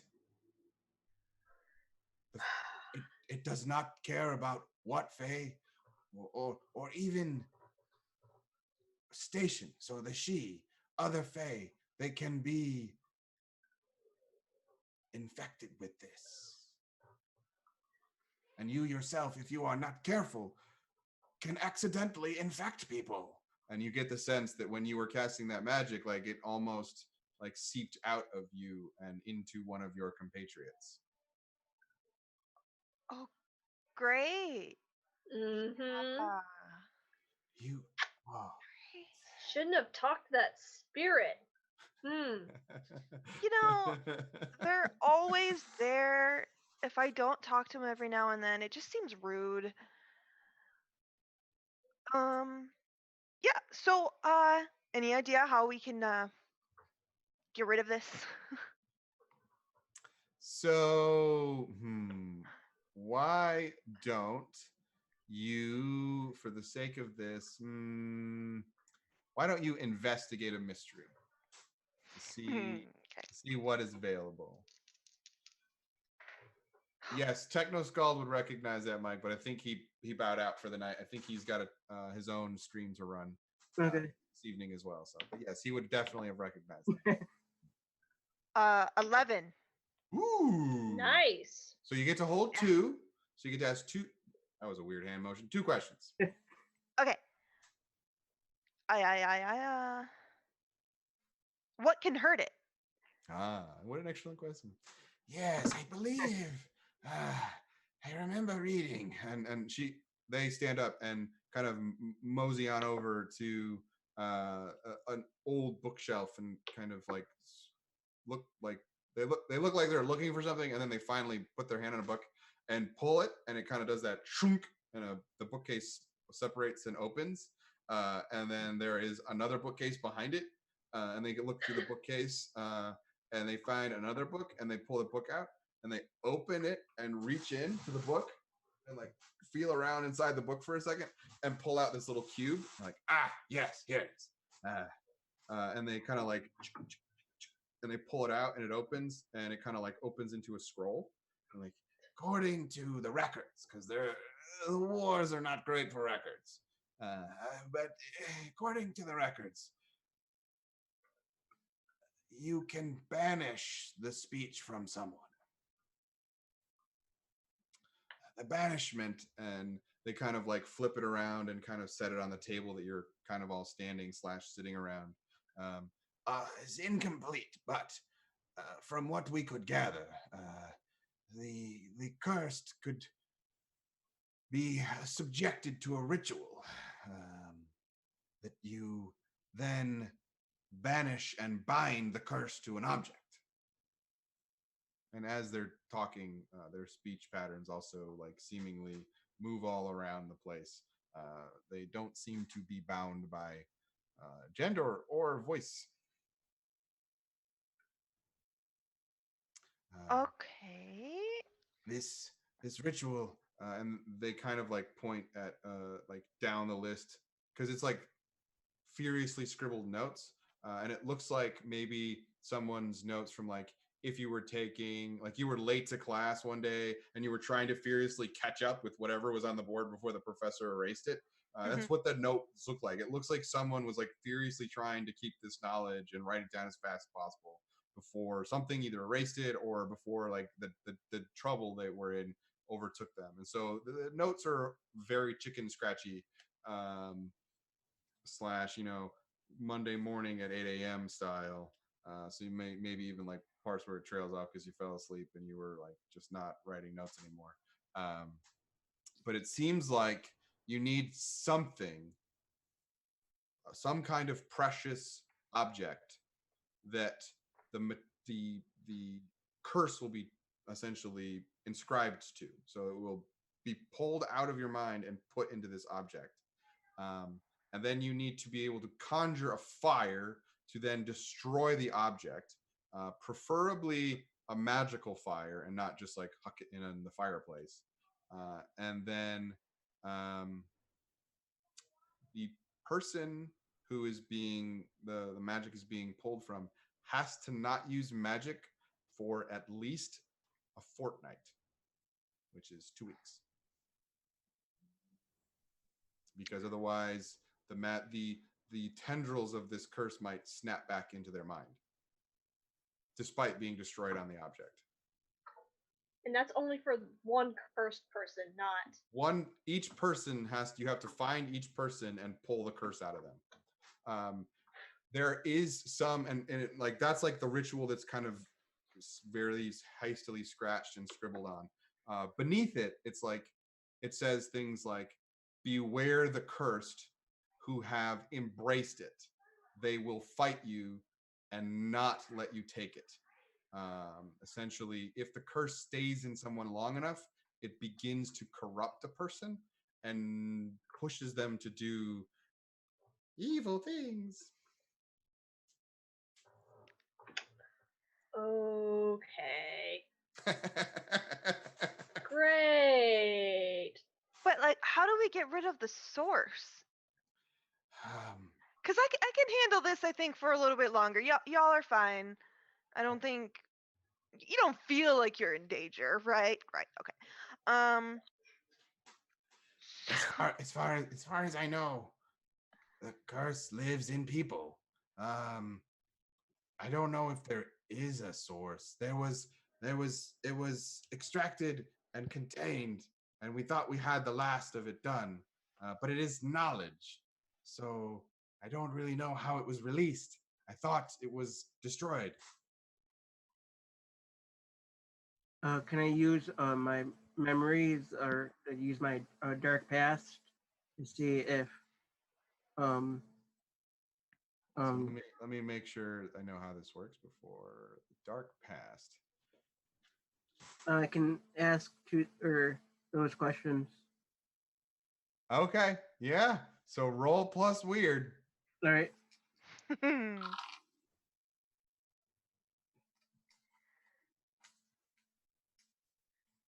8. Okay, so you get to ask one of the questions below, which the questions are for the audience listening at home / watching. When I dealt with this creature and or thing, what did I learn? What black magic do I know that could help here? Do I know anyone who might be behind this? And who do I know who can help us right now? So this is pertaining to the object right now that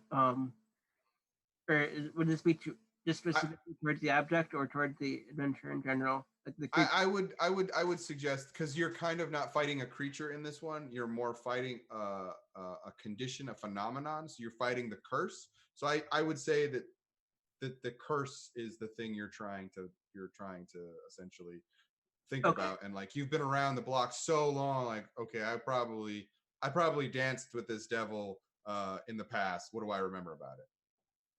All right. What black magic do I know that can help? I will say, black magic that will allow you to bind the curse to an object permanently. And if you don't destroy it, the person who was cursed can use magic as long as you don't destroy the object. Now, the risk here is the object is existing, which means the curse exists, which means it could still get away. Which is Okay. probably what happened and how it's escaped this time. So basically, I will say, you can help the group fashion the ability to pull this out of the mind, and if you tweak the ritual slightly, you can pull it into this object and hold on to it, and the person who was cursed can go back to using magic. But the object exists, and it has a chance of affecting, essentially jumping into whomever is holding the item. All right. I'll relay that to everyone else. Okay. Well,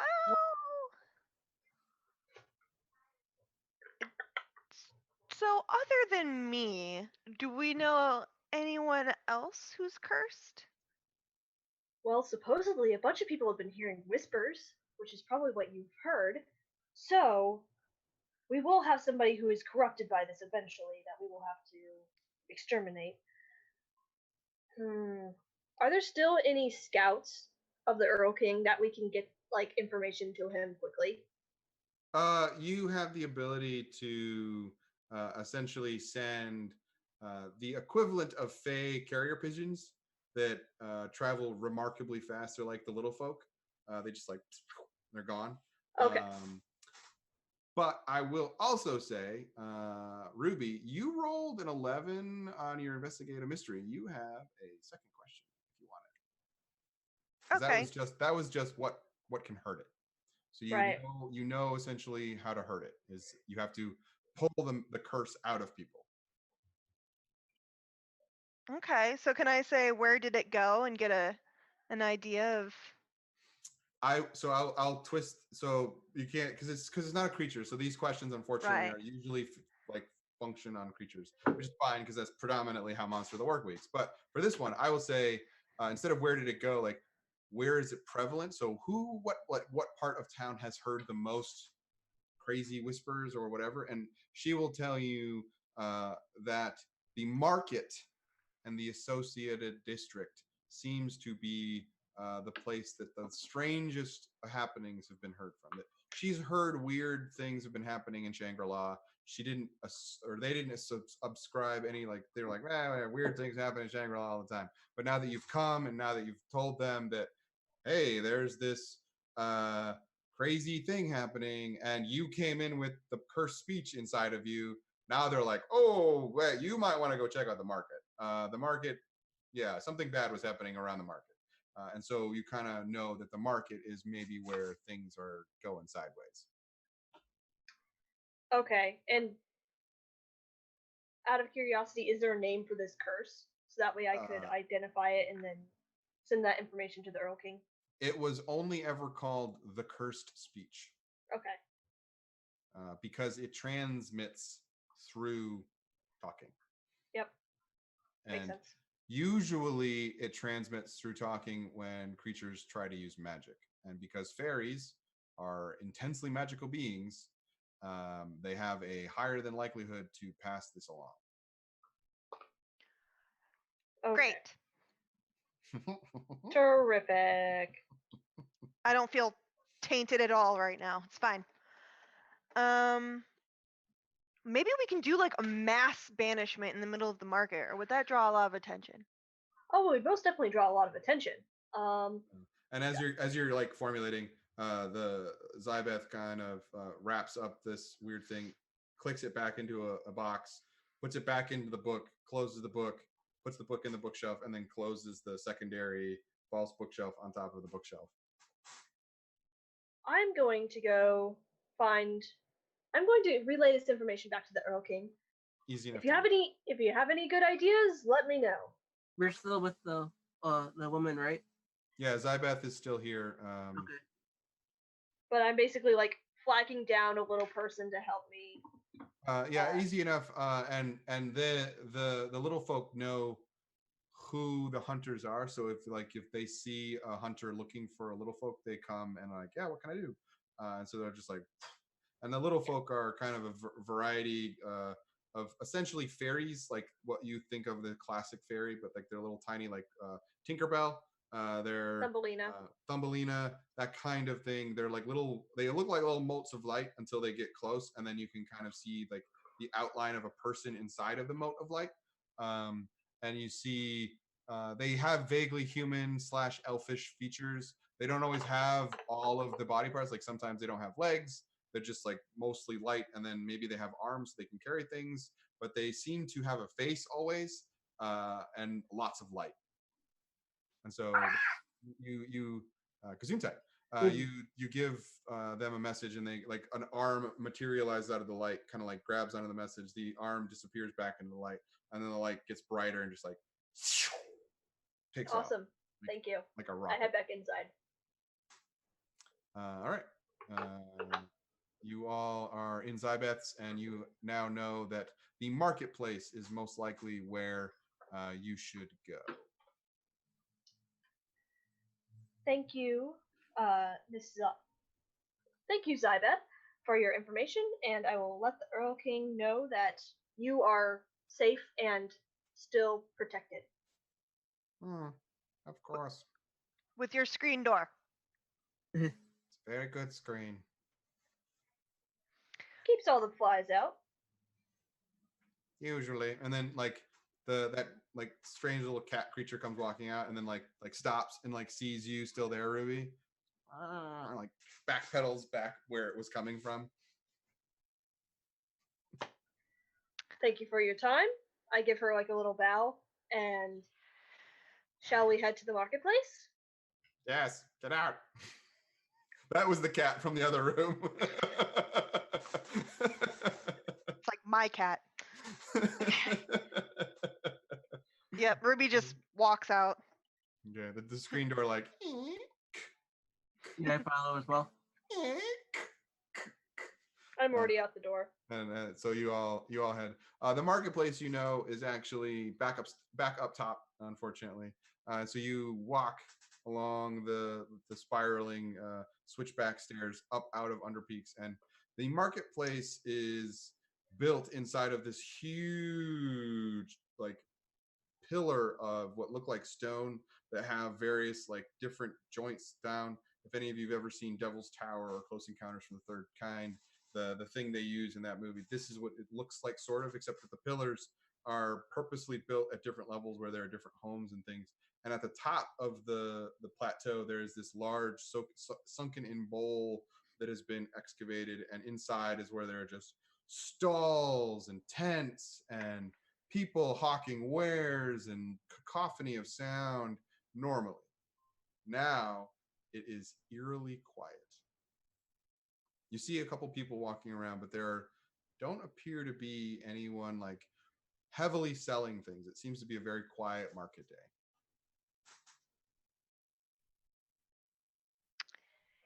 Yeah, this seems Totally very not shady at inviting. all. Yeah, inviting. Do do I- don't know what you're talking about. It feels just nice. It feels nice. right at home. Are there any spirits like hanging out, or are they eerily gone too? Hmm. Okay. Why don't you roll? Let's see. Well, I guess we'll say investigate a mystery, and we'll see how many spirits are out and about. 9. Ooh. Technically that's like a hold one. So we'll say there are a few spirits hanging out. Actually, we'll say there's lots of spirits here, but they all appear really busy. Either spirits of maintaining, spirits of making, spirits of selling, spirits of trading. They're like just zipping all over the place. They're very like. Some are maintaining the stalls of the various locations to buy things. Some are moving in between the stalls very rapidly, and it's like you're having kind of like a hard time like flagging down a spirit that seem very preoccupied and not at all interested in you, so to speak. But at some point, you see this other spirit that's kind of like floating around and kind of stops. It's like, hi, hi. It's kind of like this absent-minded spirit. Perfect. We were told that the marketplace was full of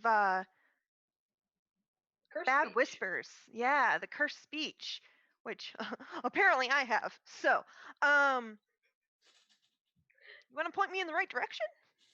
I was gonna say that probably wasn't the best thing to say to us.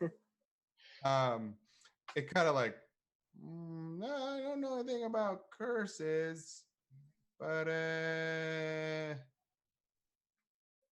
kind of like trails off for a second.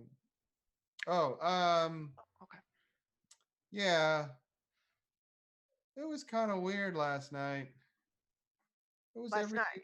Yeah, I was here, right? Was I here? And like the spirit seems very like out of it, almost like it somehow lost its purpose, which is very weird for a spirit and fairy. And you're like that kind of like danger, like something's wrong with the spirit. That's not good. Oh yeah, there was this person, and I was busy helping. Yeah, I was helping, and it came up to that one, and they whispered something in his ear, and then, oh hi, how are you doing? Who are you? Okay, you're doing great. You can go now. Thanks. Bye. Oh, okay. And then like they just kind of like float like off and kind of wander away. I'm just gonna look at the other two, and yeah, something is messing with the spirits too. So that wasn't very informative. Wonderful. Yeah, it's great. Um, So I will also say, since you investigated a mystery and got and you were using your sight, and you got a mhm. technically. you see the vaguest hint of a wisp of something weird around someone's head over in like one of the stalls. Like it just looks like this weird spider-like web that kind of encapsulates and kind of undulates around their head. It's almost like their head is encased in this very thin gossamer veil, almost, or something, and it just like kind of. And the only reason you caught it is because it looks like it's kind of it's moving ever so gently, and as it moves, it like reflects light that you can see. Obviously, no one else sees this, but Right. it reflects light that you can see. Do I pretty much get the idea that this is the curse like manifesting itself? Could be a good guess. I mean, you don't know what you look like, so you have a hard time comparing that. You could always give it to someone of your friends and then look at them.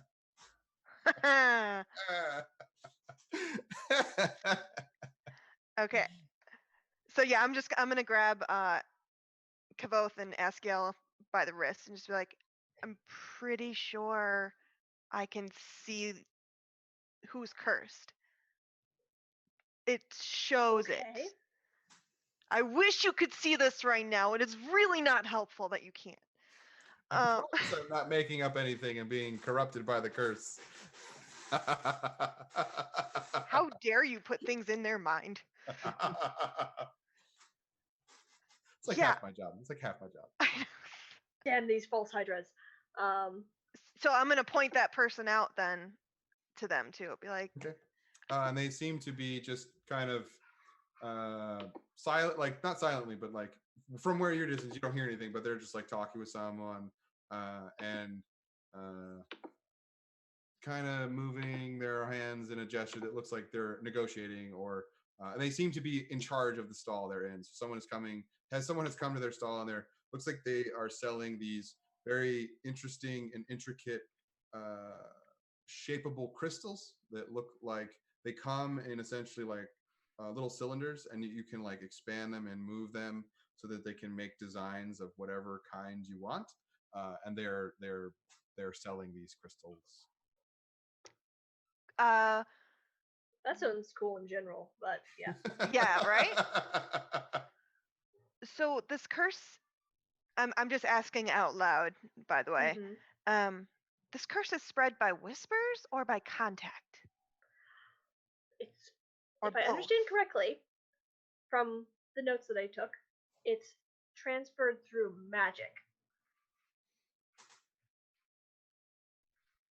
Okay. Well, my original idea was to go shove that person into the shop person to see if I could see it on that person, but that's not gonna work. So And that's adding more work for us to deal with in the future. So I would not recommend doing anything like that. well, I have no other ideas. I say we walk up to them and have a conversation and see what we can find out through that. Okay. Yeah. Sure. That's And so I start walking and I wait till their transaction is done and then start a conversation with them, I guess. All right, so you start talking to them, and they seem very amenable. Like, oh, welcome to my shop. I am so glad you are here. We have such great crystals. They just came in. They're top of the line. They will make any shape you wish for. Oh, they're just such good crystals. I actually haven't seen them this great in a long time. So you are very lucky. And they continue to basically not quite use car salesman you, but definitely salesmen. They give us the spiel. They definitely give you the spiel, and they talk about how these crystals are way better than Hayan's, who's like 5 stalls down. Like Hayan doesn't know what they're talking about. Their crystals are super shitty. Like they only take like 20 forms. My crystals take about 100. Come on now. Like Hayan should just quit the biz and let me have all of the bunny and like memories. And so yeah, you basically they're just trying to sell you these really cool cylinders that are crystalline forms that can then be morphed into essentially decorations and things like that. We are actually not here to buy any crystals, sadly. We're actually here for some information. We Oh, were wondering if you would come in contact with some weird magic.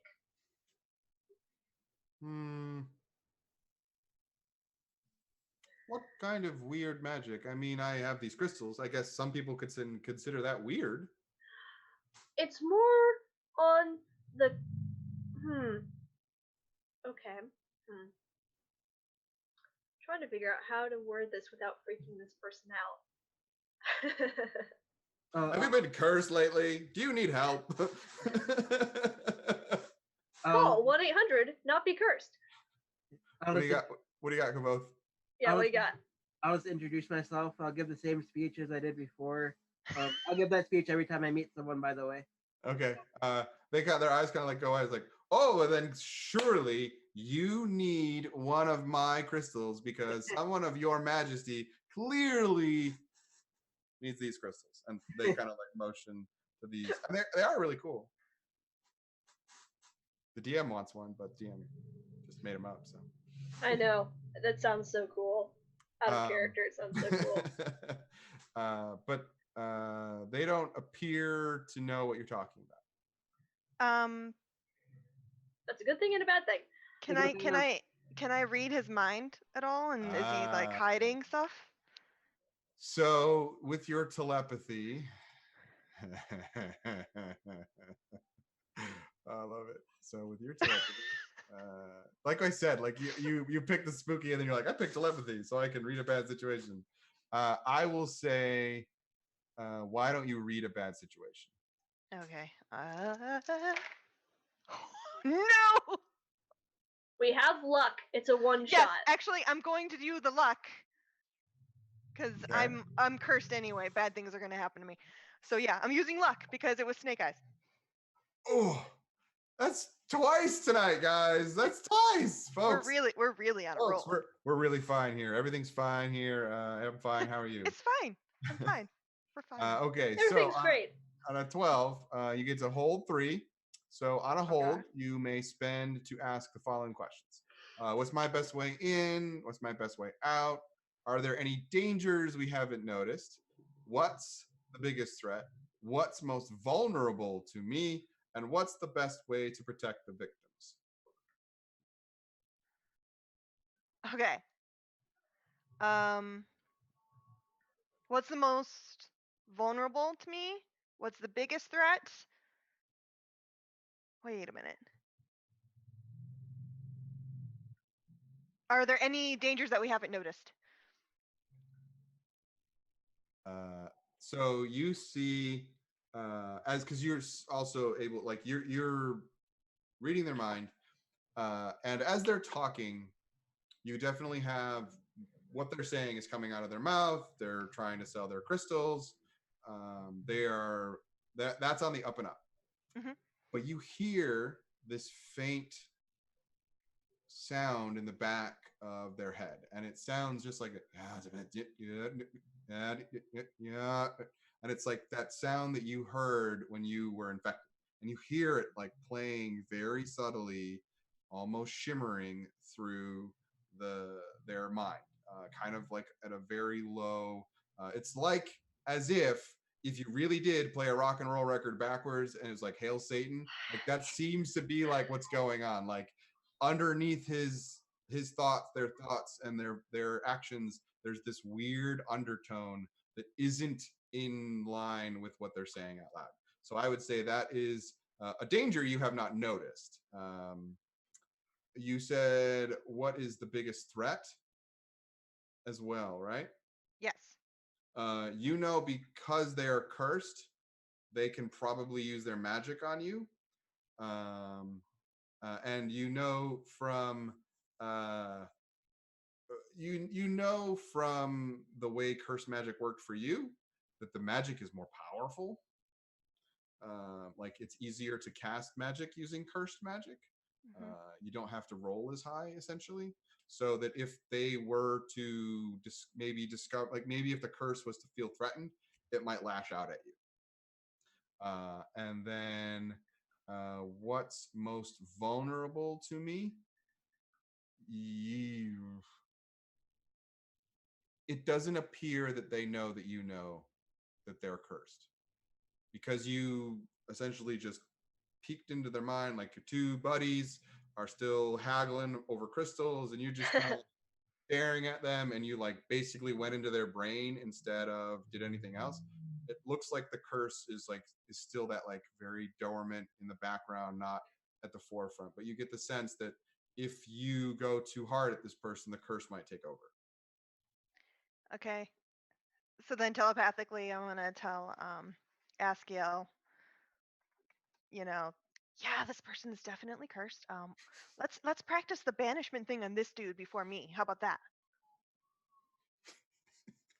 So Abigail, you're like talking to this barter merchant about crystals, and all of a sudden you hear super cursed. We need to deal with this. Oh, and maybe them before me Exactly first. Exactly like that too. Like, this is test run, good test run. Let's do this.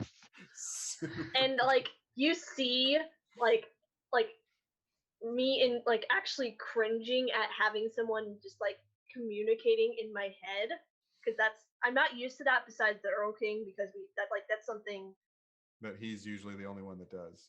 exactly. So I'm just like, All right, so okay. you know that this person has been inhabited by the curse. What do you do? I'll chat them up to try to distract them just while they're doing that. Okay, you're trying to distract. So I will say, if you would like, whatever shenanigans you do, that you could couch that as a help out by essentially serving as a distraction. Okay. You also said we needed an item. You need to bind this to something. Yeah. Okay. So could we bind it to one of his crystals? Yep. Yep. You could. You totally can. Perfect. He has exactly what we need. Okay. You So set it up just perfectly. I wanted to buy a crystal anyway. I'll keep the evil crystal. So essentially what has to happen here is you have to do big magic. So this is slightly different than just use magic. Use magic, I'm super deep in Dresden Files shenanigans right now because of Friday Yep. night.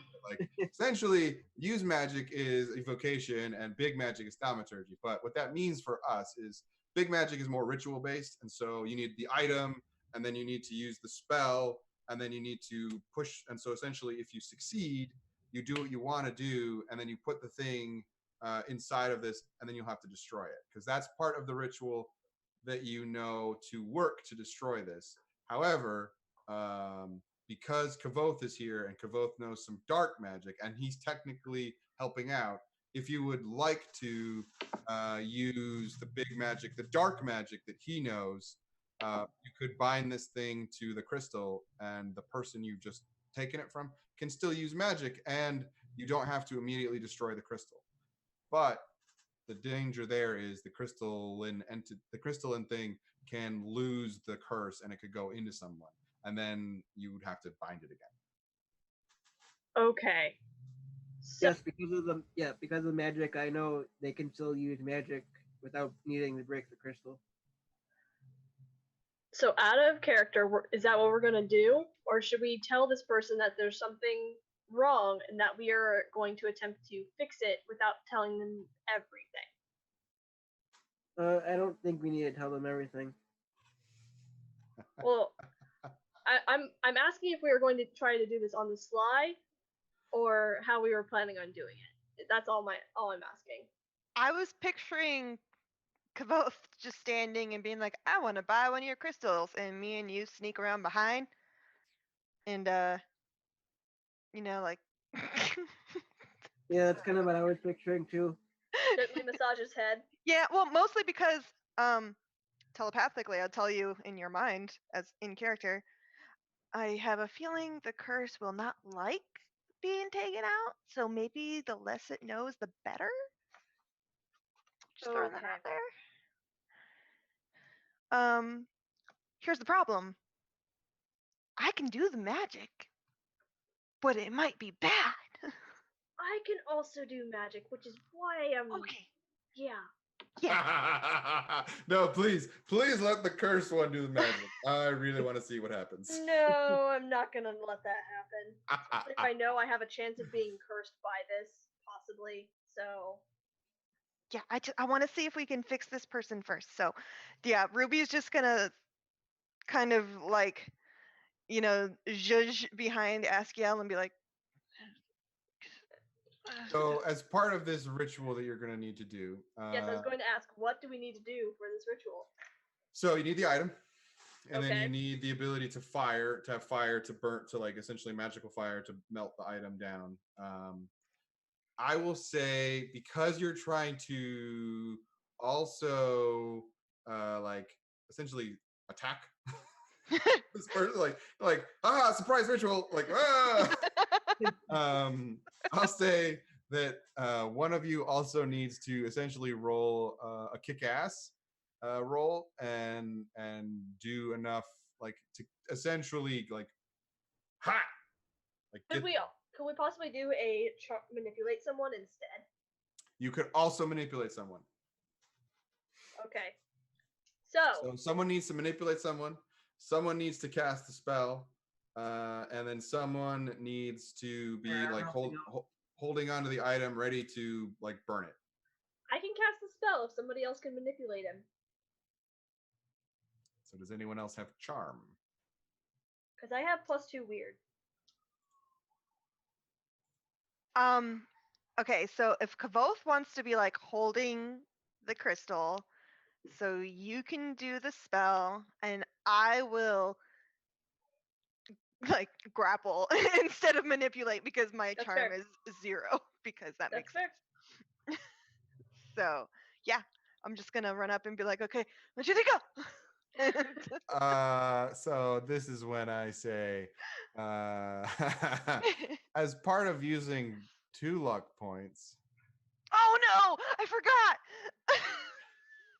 Ruby, you have poor impulse control, and you want to use the magic. You want to do the magic to try and do the ritual. There will be issues. There are issues already. You know what, Askiel? It's fine. I got this. It's gonna go. It's gonna be fine. And she begins casting the spell. Yeah. Okay. Well, I guess. So I still do plus weird though, right? Yeah, you Plus still weird. do plus weird. But I'm gonna spend one of my holds on you, Ruby, to force you to use curse magic. Am I still helping out? Yep, you can still help out. Okay. Yeah. Tell me how much you help. Okay. Okay. I'll use one of my lucks. Oh, really? Okay. Cool. Wait, you're so 12, that's a +1 still, that's right? a +1. Mm-hmm. Okay, so 11. So you rolled an 11? Yeah, I got 7 + 3 + the 1. Whoa! So that's an 11 a plus. So your magic works as if you use advanced use magic. So the spell works. Awesome. Okay. Then Oh, but I will use manipulate someone with my +1 charm and hopefully not screw this up. I'm looking at. Okay. Charm.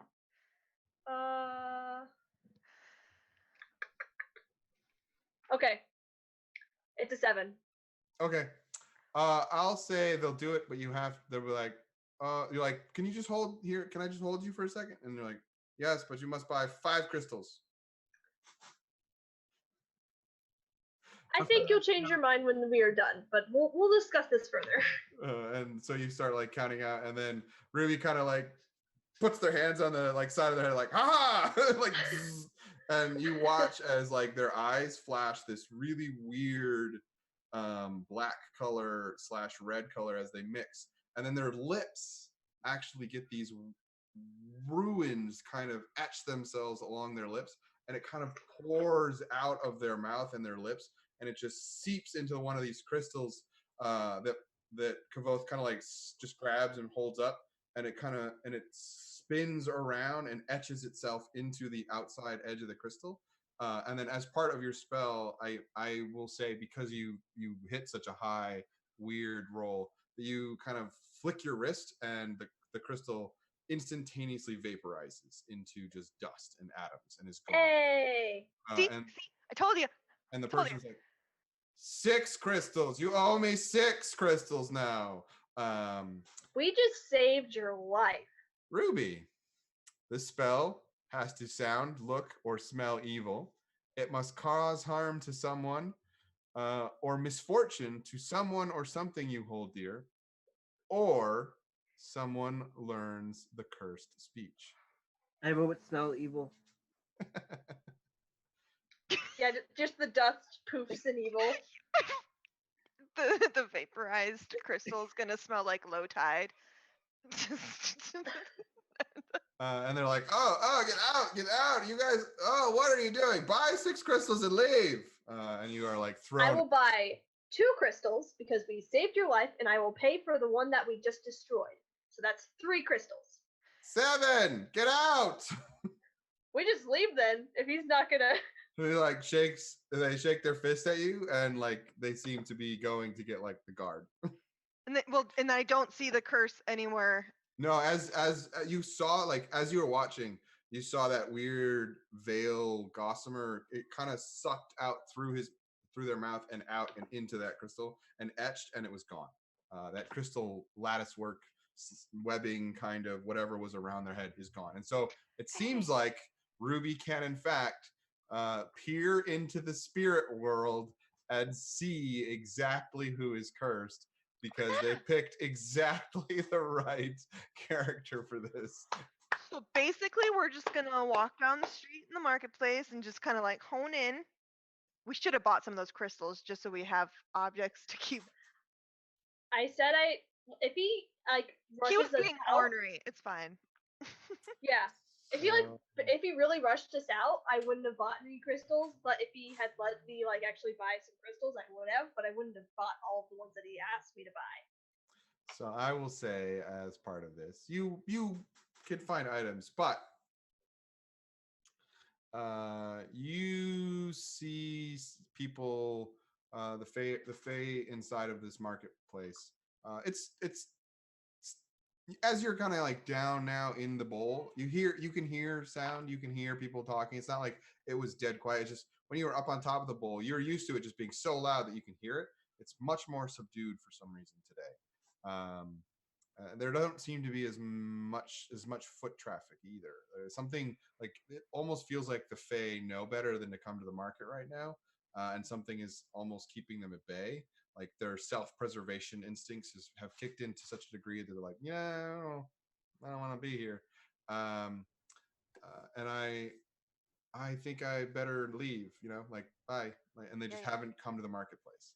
And so you're kind of meandering through the marketplace, and you see off in the distance, Ruby, another person that seems to have this same lattice work around their head. And they seem to just be like looking and kind of like looking in the various shops and moving around. And they kind of like seem to be very wandery, like just normal window shopper, don't seem to have a care in the world. Psst. Right there.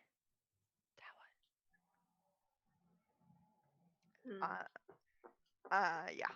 I'm gonna just start walking up to that person then.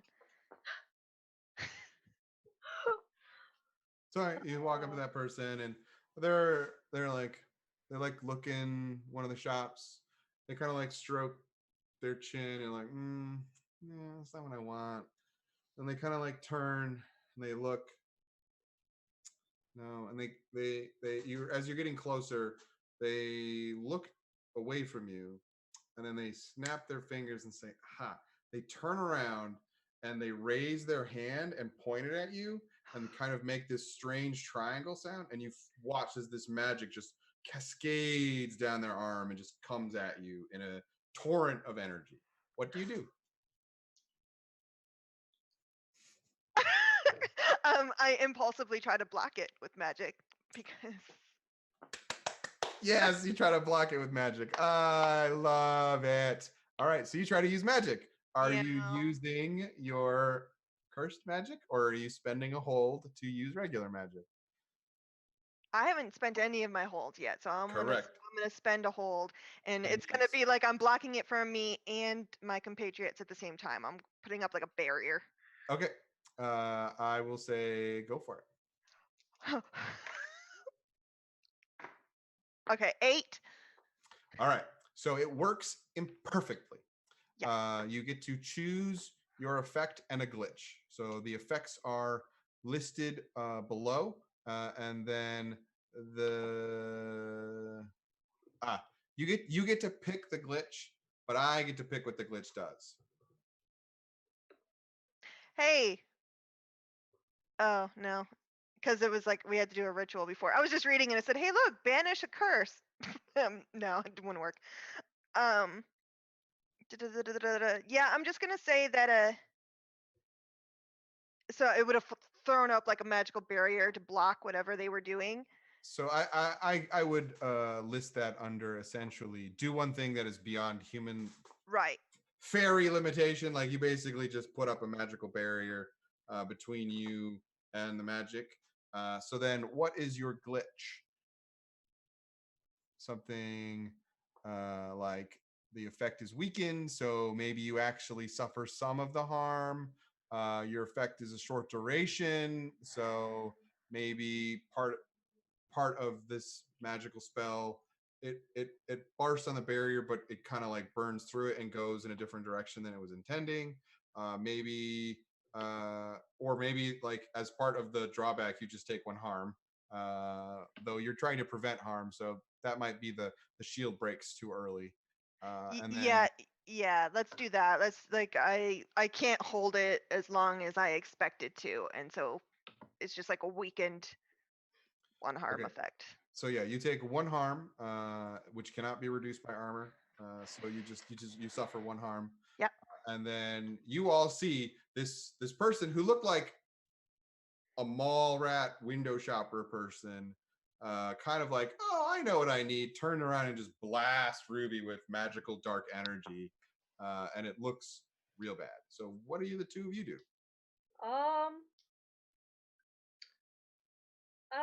Shit. Okay. Kavoth, you got anything? You want to go first? I'll read a bad. Can I read a bad situation? You absolutely can. All right. 10. All right, on a 10, you hold 3. So you can ask 3 of the following questions. What's my best way in? What's my best way out? Are there any dangers we haven't noticed? What's the biggest threat? What's most vulnerable to me? And what is the best way to protect, I think in this case, Ruby slash victims? All right. I'll start with, are there any dangers we haven't noticed? Now that you kind of look around, you see a lot of people after this explosion of magic happens. Some of the Fae are like, like, oh my God, what is happening? People are throwing spells, and like there's some scattering happening, like essentially almost like a ripple effect where people are starting to run away. But you notice as this ripple kind of moves to the crowd, there's like points of people who are not moving. And in fact, they kind of like almost eerily zombie like turn towards your whole group as if they're focused on the 3 of you. Like, aha, someone figured out what's happening. And it's almost like because you pulled that curse out, the curse activated all over the place. It was like, oh, someone figured it out. We're in danger. We need to do a thing that is bad for everyone else. Okay. Next, what's most vulnerable to me? So based on your experience with that salesperson, sales Fae, based on the information you kind of got from Zybeth's little scroll of bad notes, and just looking around, the curse is bad. It seems real bad, but it's inside of normal Fae, and normal Fae, for lack of a better word, are squishy. So you get the sense that this curse, while it gives them profound ability to use magic, it doesn't make them any tougher. So like you could probably just go and punch them out and then they're unconscious and they couldn't do anything. So what's most vulnerable to you sort of sits on the fact that they just are, you just punch them and they go down. I mean, not quite that bad, but like they're as vulnerable to harm as you are, like that kind of thing. Like they're not very hard to hurt. All right, and what's the best way to protect everybody? That is a good question. I would say that the best way to protect everybody, protect the victims, is to knock these people out as fast as possible, because then they can't use their magic. Because this is an effect that is cursing people, the longer they're conscious, the more magic they can do, and the more shenanigans they're going to get up to against you all. But if you just run in and just beat them unconscious real fast, then they can't do anything to you. Like if they're unconscious, they can't hurt you. All right. Is that and all I can do then? That's yeah, you're kind of, that's your action against that. So Askiel, what do you do? Okay, so someone just threw magic, and they're Mhm. probably the closest person to us. So I will literally just run up to them and hit them with the butt of my knife. Just, just right in the temple. Just Kick some knock them out. ass. So Yeah. as you're kind of like running in, they like raise their hands again, and like you see this dark channel happening as like it ripples down their Okay. arms. I'm using a luck. Oh look, all of you have used a luck point. That's so good for me.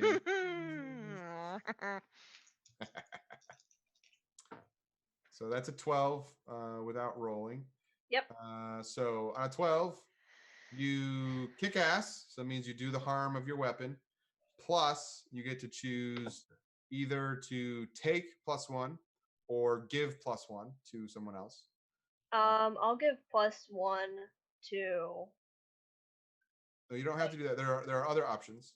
Yeah. You can do you can inflict terrible harm.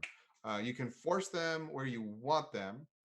Essentially, like you can like maneuver them into a manner that maybe they'll only attack you or something. Or you can suffer less harm, because whenever you kick ass, you're essentially throwing yourself into the fray. So you're probably going to take some damage. I'll give +1 forward to all hunters. To another hunter, so only one. Well, it says at least it says advanced on a 12+. Instead, pick an advanced effect. You completely hold the advantage. All hunters involved in a fight get +1 forward. Ah, that's true.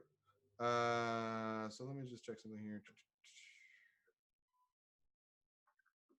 Nope.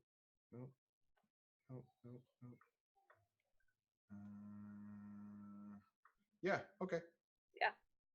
All right. So everybody gets +1 forward, meaning you just get 1 +1 on whatever you do next. So Askiel essentially just flies through the air, knocking into this person, and kind of sets up the scene that whatever the next thing you all do is that you have an advantage on to do.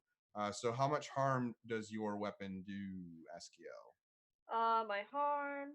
I said my knife, so it does 2. It's normally 1, but I get +1 when I'm using an old-fashioned weapon. Yep. So. Okay. So you knock them in the head with 2 harm, and as advertised, they go down. They are knocked unconscious. However, before they go out, you see the light like leave their eyes, and magic explodes into your chest, and you are hurled backwards, suffering 2 harm. But actually 1 because I have 1 armor. Actually 1 because you have 1 armor. Unfortunately, because you used that luck point to get there. Let me double check something. Oh no, never mind. I wrote it differently, so never mind. Never mind. Nothing happens with that. So yeah, so you get blasted in the chest with magic, and your armor, being a silver metal, kind of like reflects some of it. Luckily. All right, so the other two begin to stalk in, and the one points their hands at Ruby, and the other one points their hands at Kavoth, and they begin to channel energy through their arms. What are the two of you doing? Quick question to the keeper because I can't remember and I didn't write it down. Did we figure out if this curse was from like summer, winter? She. I think it was You, just from overall. yeah, you get the sense that this was actually a combined effort. And thinking about it, the fact that the curse kind of wants everyone to gain power and wants what other people have and wishes it could be in everyone, you get the sense this is kind of an envy thing. Okay. Okay. I'm gonna protect Kavoth. So you're using the protect someone. Yeah, I'm just gonna. Yeah, kind of. All right, so I appreciate that. Thank you. roll tough. All right. 10 plus 1. So Plus 11. 1. So 11. So not quite a 12, but so on a 10 plus, you choose an extra. You get to suffer. You suffer little harm. All impending damage is now focused on you. You inflict harm on the enemy. You hold the enemy back. I'm gonna inflict harm on the enemy. Okay. So no harm gets to Kavoth.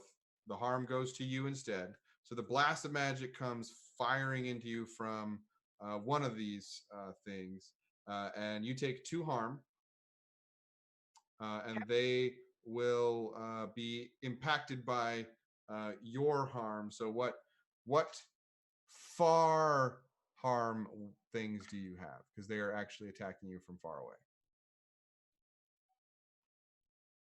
Oh, Nothing. Nope. I'm sorry. I misread it. It's close. So they have to be close to do it. So they are close. So what close range things do you have? The shotgun. So So like they like blast you and you blast them and they're like, and they go flying backwards as you do 3 harm, and that is way beyond their harm threshold, and they caterwaul backwards. Kavoth, you see that Ruby is about to also get blasted in the back because 2 attacks now were coming.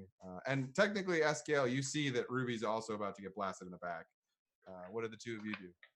You said they're close blasts? They're close blasts, yep. So they had to get up real close to Ruby.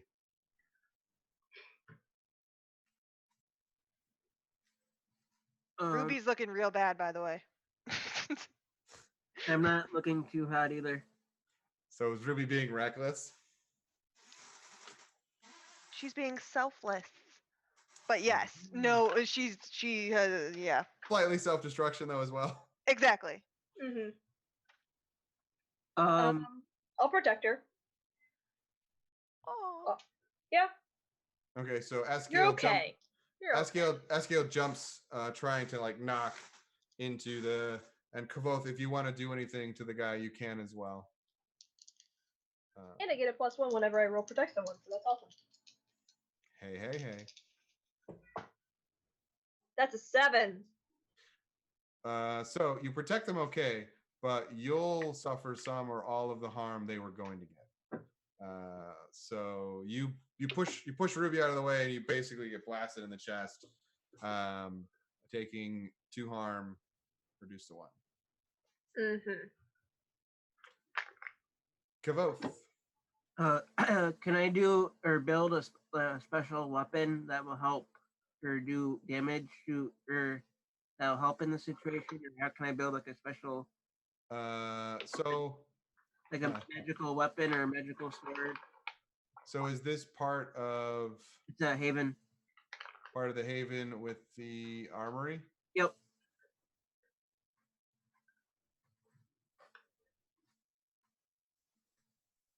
So like a magical sword or something that will deal more damage to these creatures.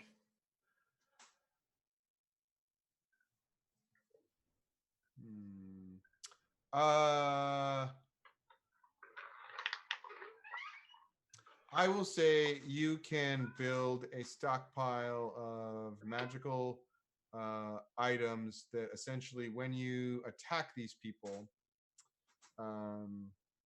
because they're using magical blasts, and Right. you're only attacking fairies, so it's easy to attack fairies because they're just like normal everyday fairies, and fae, but they're continually hurting you all. So I will say you can make something that when you hit them, as their magic tries to attack you, it absorbs some of the magic. So will essentially give your compatriots the ability to absorb some of that damage, so they're not constantly taking two harm if Okay. they're trying to beat these things up. And will also say, since you have that very, very special hold where you have a plan, you can just be like, boom, everybody hold on to these things, and you can just like toss them out to everyone, and you can just potentially have them. So why don't you roll plus weird, because that will tell us how many of these things you have. 11. Woo, nice. So you definitely have plenty. So you can give everyone one of these things that they can just either hang on to or loop around their neck, or whatever gizmo gadget you want to have had make it out of, that essentially acts as a charm to absorb some of this damage, because you're fighting a curse. So it doesn't need it doesn't have a weakness technically. Like the armory, I would say, would be in a different, like if this is a campaign, this is definitely one of those times when, like, if you're fighting werewolves, you're like, man, I wish we could make silver weapons. Your armory, you were just made silver weapons. Perfect. Yeah. But since you're not fighting anything with like that needs a weakness like that, but instead you need to be protected from magical effects, that's what your army will allow you to do. All right, I'll pass out the necklaces to everybody. Very cool. All right, so now you all have necklaces that basically give you +1 armor against magical attacks. Okay. So if anyone like tries to punch you, it doesn't do anything. All right. So this thing, this person who is inhabited by this, like moves around and tries to channel magic, looking like Ruby. Actually, it looks at Ruby and it like blinks for a second and shifts its attack towards Askiel. Do I like hear in the mind, like, can I like telepathically read what they're doing? Like like why are they? So it was the essential friendly fire was they fired at you twice, and then they realized, oh wait, you're one of us. We better fire at someone else because you have the curse running around in your mind. So it's like the curse saw the curse and was like, oh wait, never mind. And you saw it like it was like, and Okay. do not attack someone else who doesn't have the curse. Okay. Yeah. I'm gonna protect Askiel again, because I'm gonna notice that, and I'm just gonna kind of run and dive in between them and be like, whoa, whoa, you got me. It's good. We're good. So go ahead and protect someone. Let's roll plus tough. 6. But I'm gonna go ahead and use another luck. So that's 3. Yeah, it is. So on a 12 plus, both you and the character you are protecting are unharmed and out of danger. So you grab Askiel and you roll out of the way as this blast of energy just goes like right through the space where you were standing. It didn't seem in your moment of like action hero diving through the air, it didn't seem like because you were in the way it was any less likely to attack. It's just now when it's selecting targets, it's not selecting you because you have the curse inside of you, and the curse wants to move and spread, and so it behooves them to take out the people that are not cursed. So maybe it can curse them. Gotcha. All righty then. Yeah. So it looks, and as you two are rolling around, it turns towards you, Kavoth, and begins to also try to channel magic at you. What do you and Askiel do?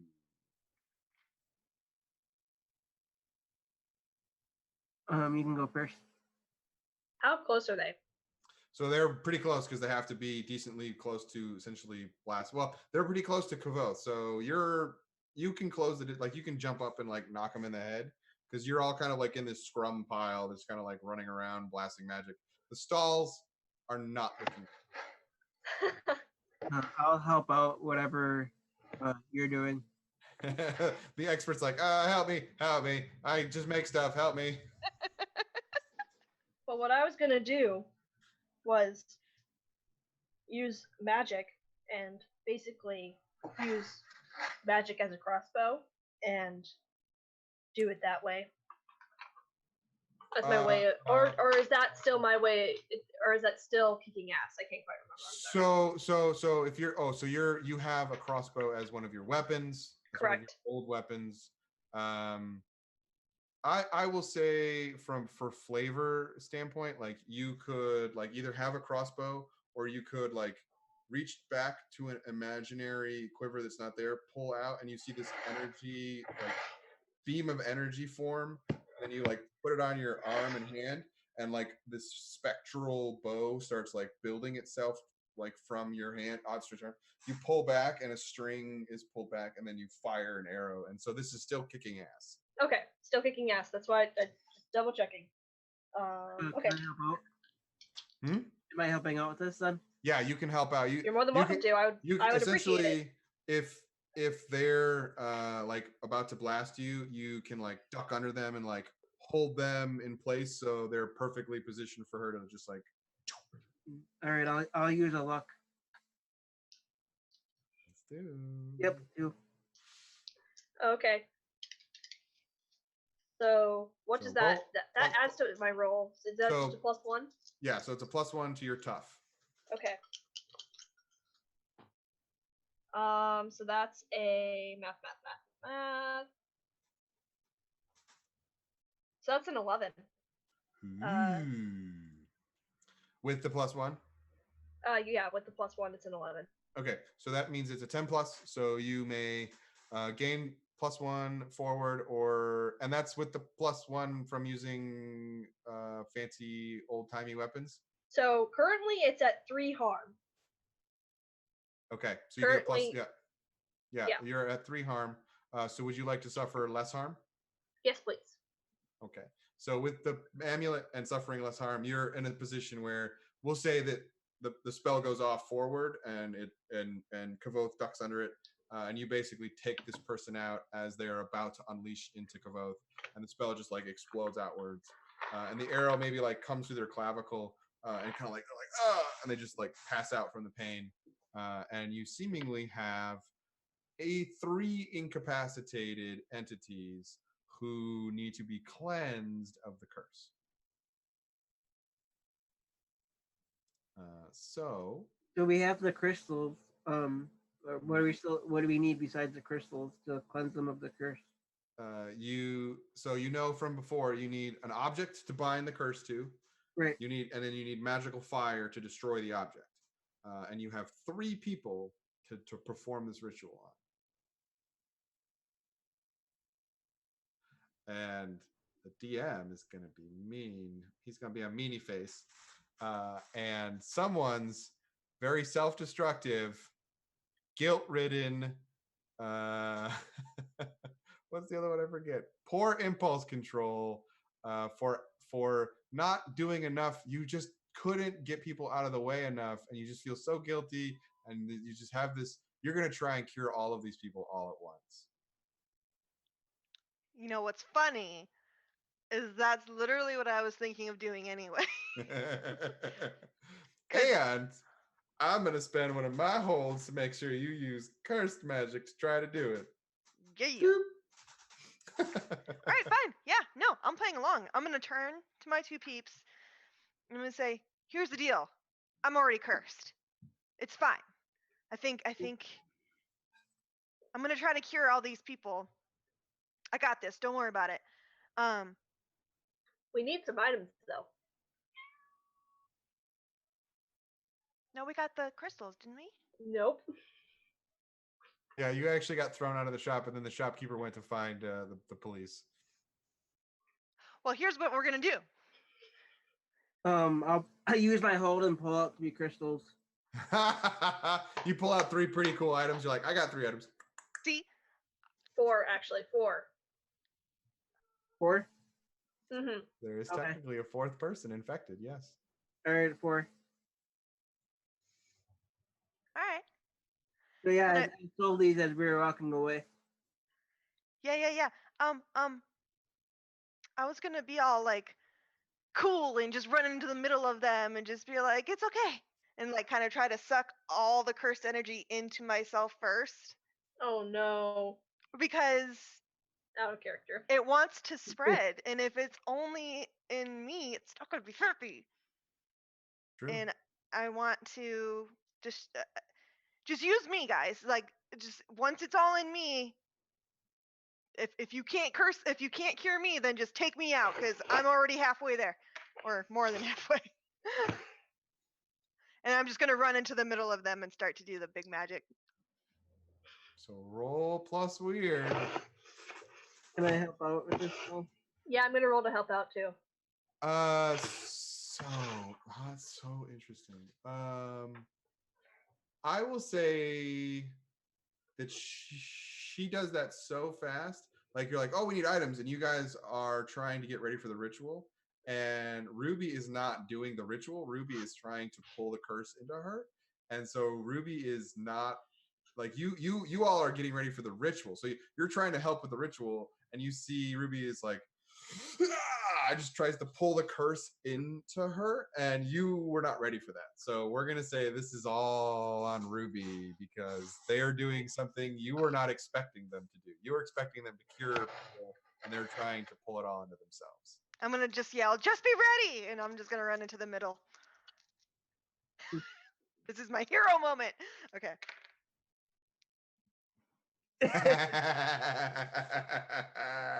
I believe you have one more luck if you I really do have wanna one use more it. luck. Probably. You know what? Yeah, I'm gonna use it. It's a one shot. It's all. So I want to be able to like all of that, and like those people are just gonna be decursed, and the curse is just gonna flow into me instead. Ta-da! Very cool. Okay, so this is what happens.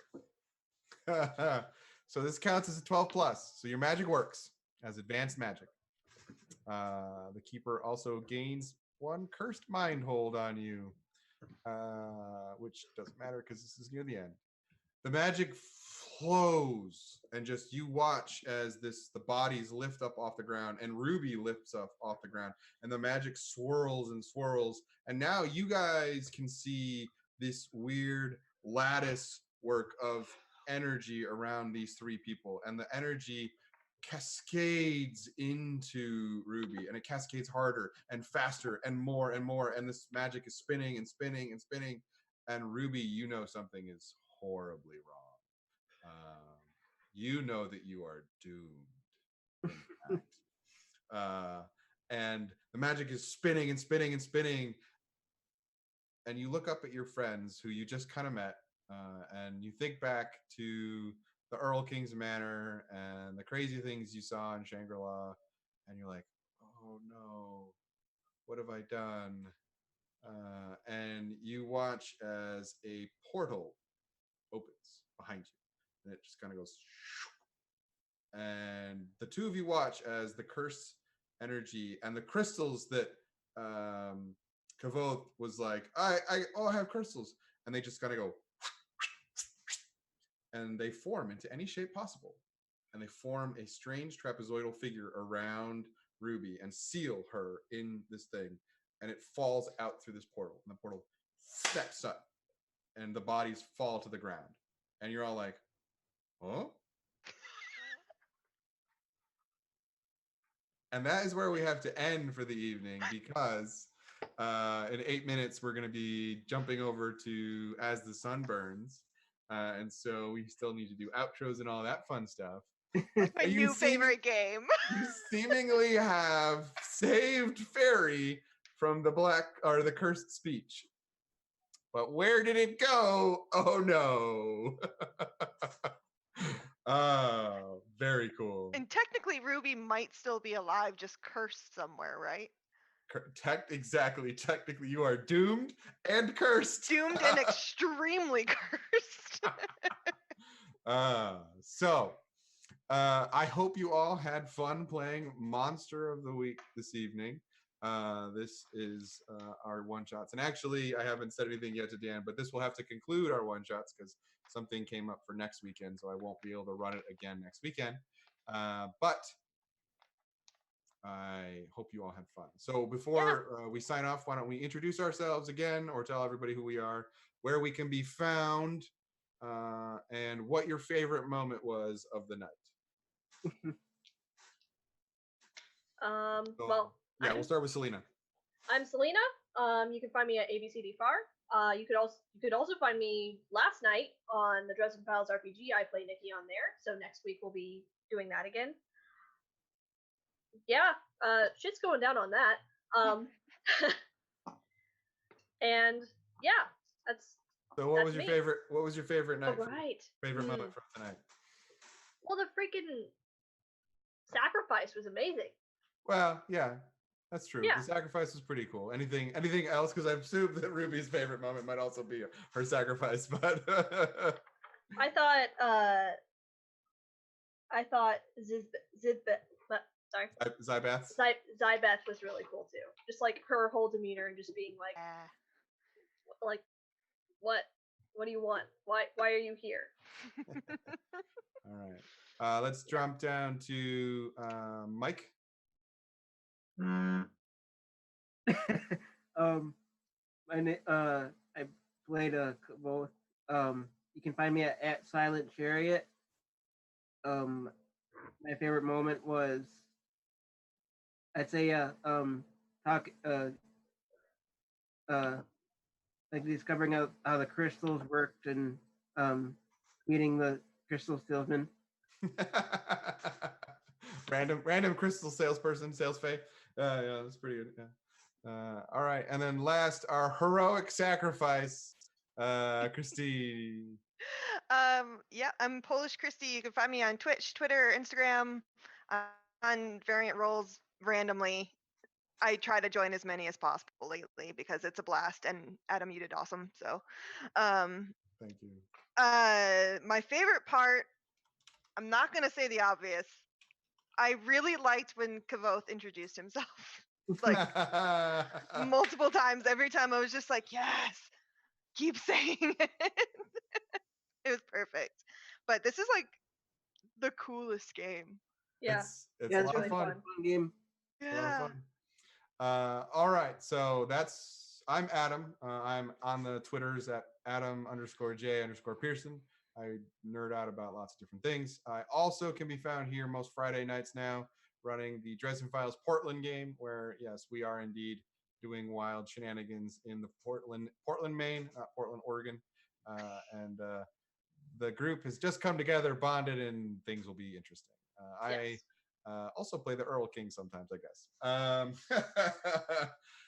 So that has been our Monster of the Week one-shots. I hope you enjoy. Please stick around, because As the Sun Burns season 1 finale is coming up shortly. And I'm sure it will be drama-free. So thank you very much.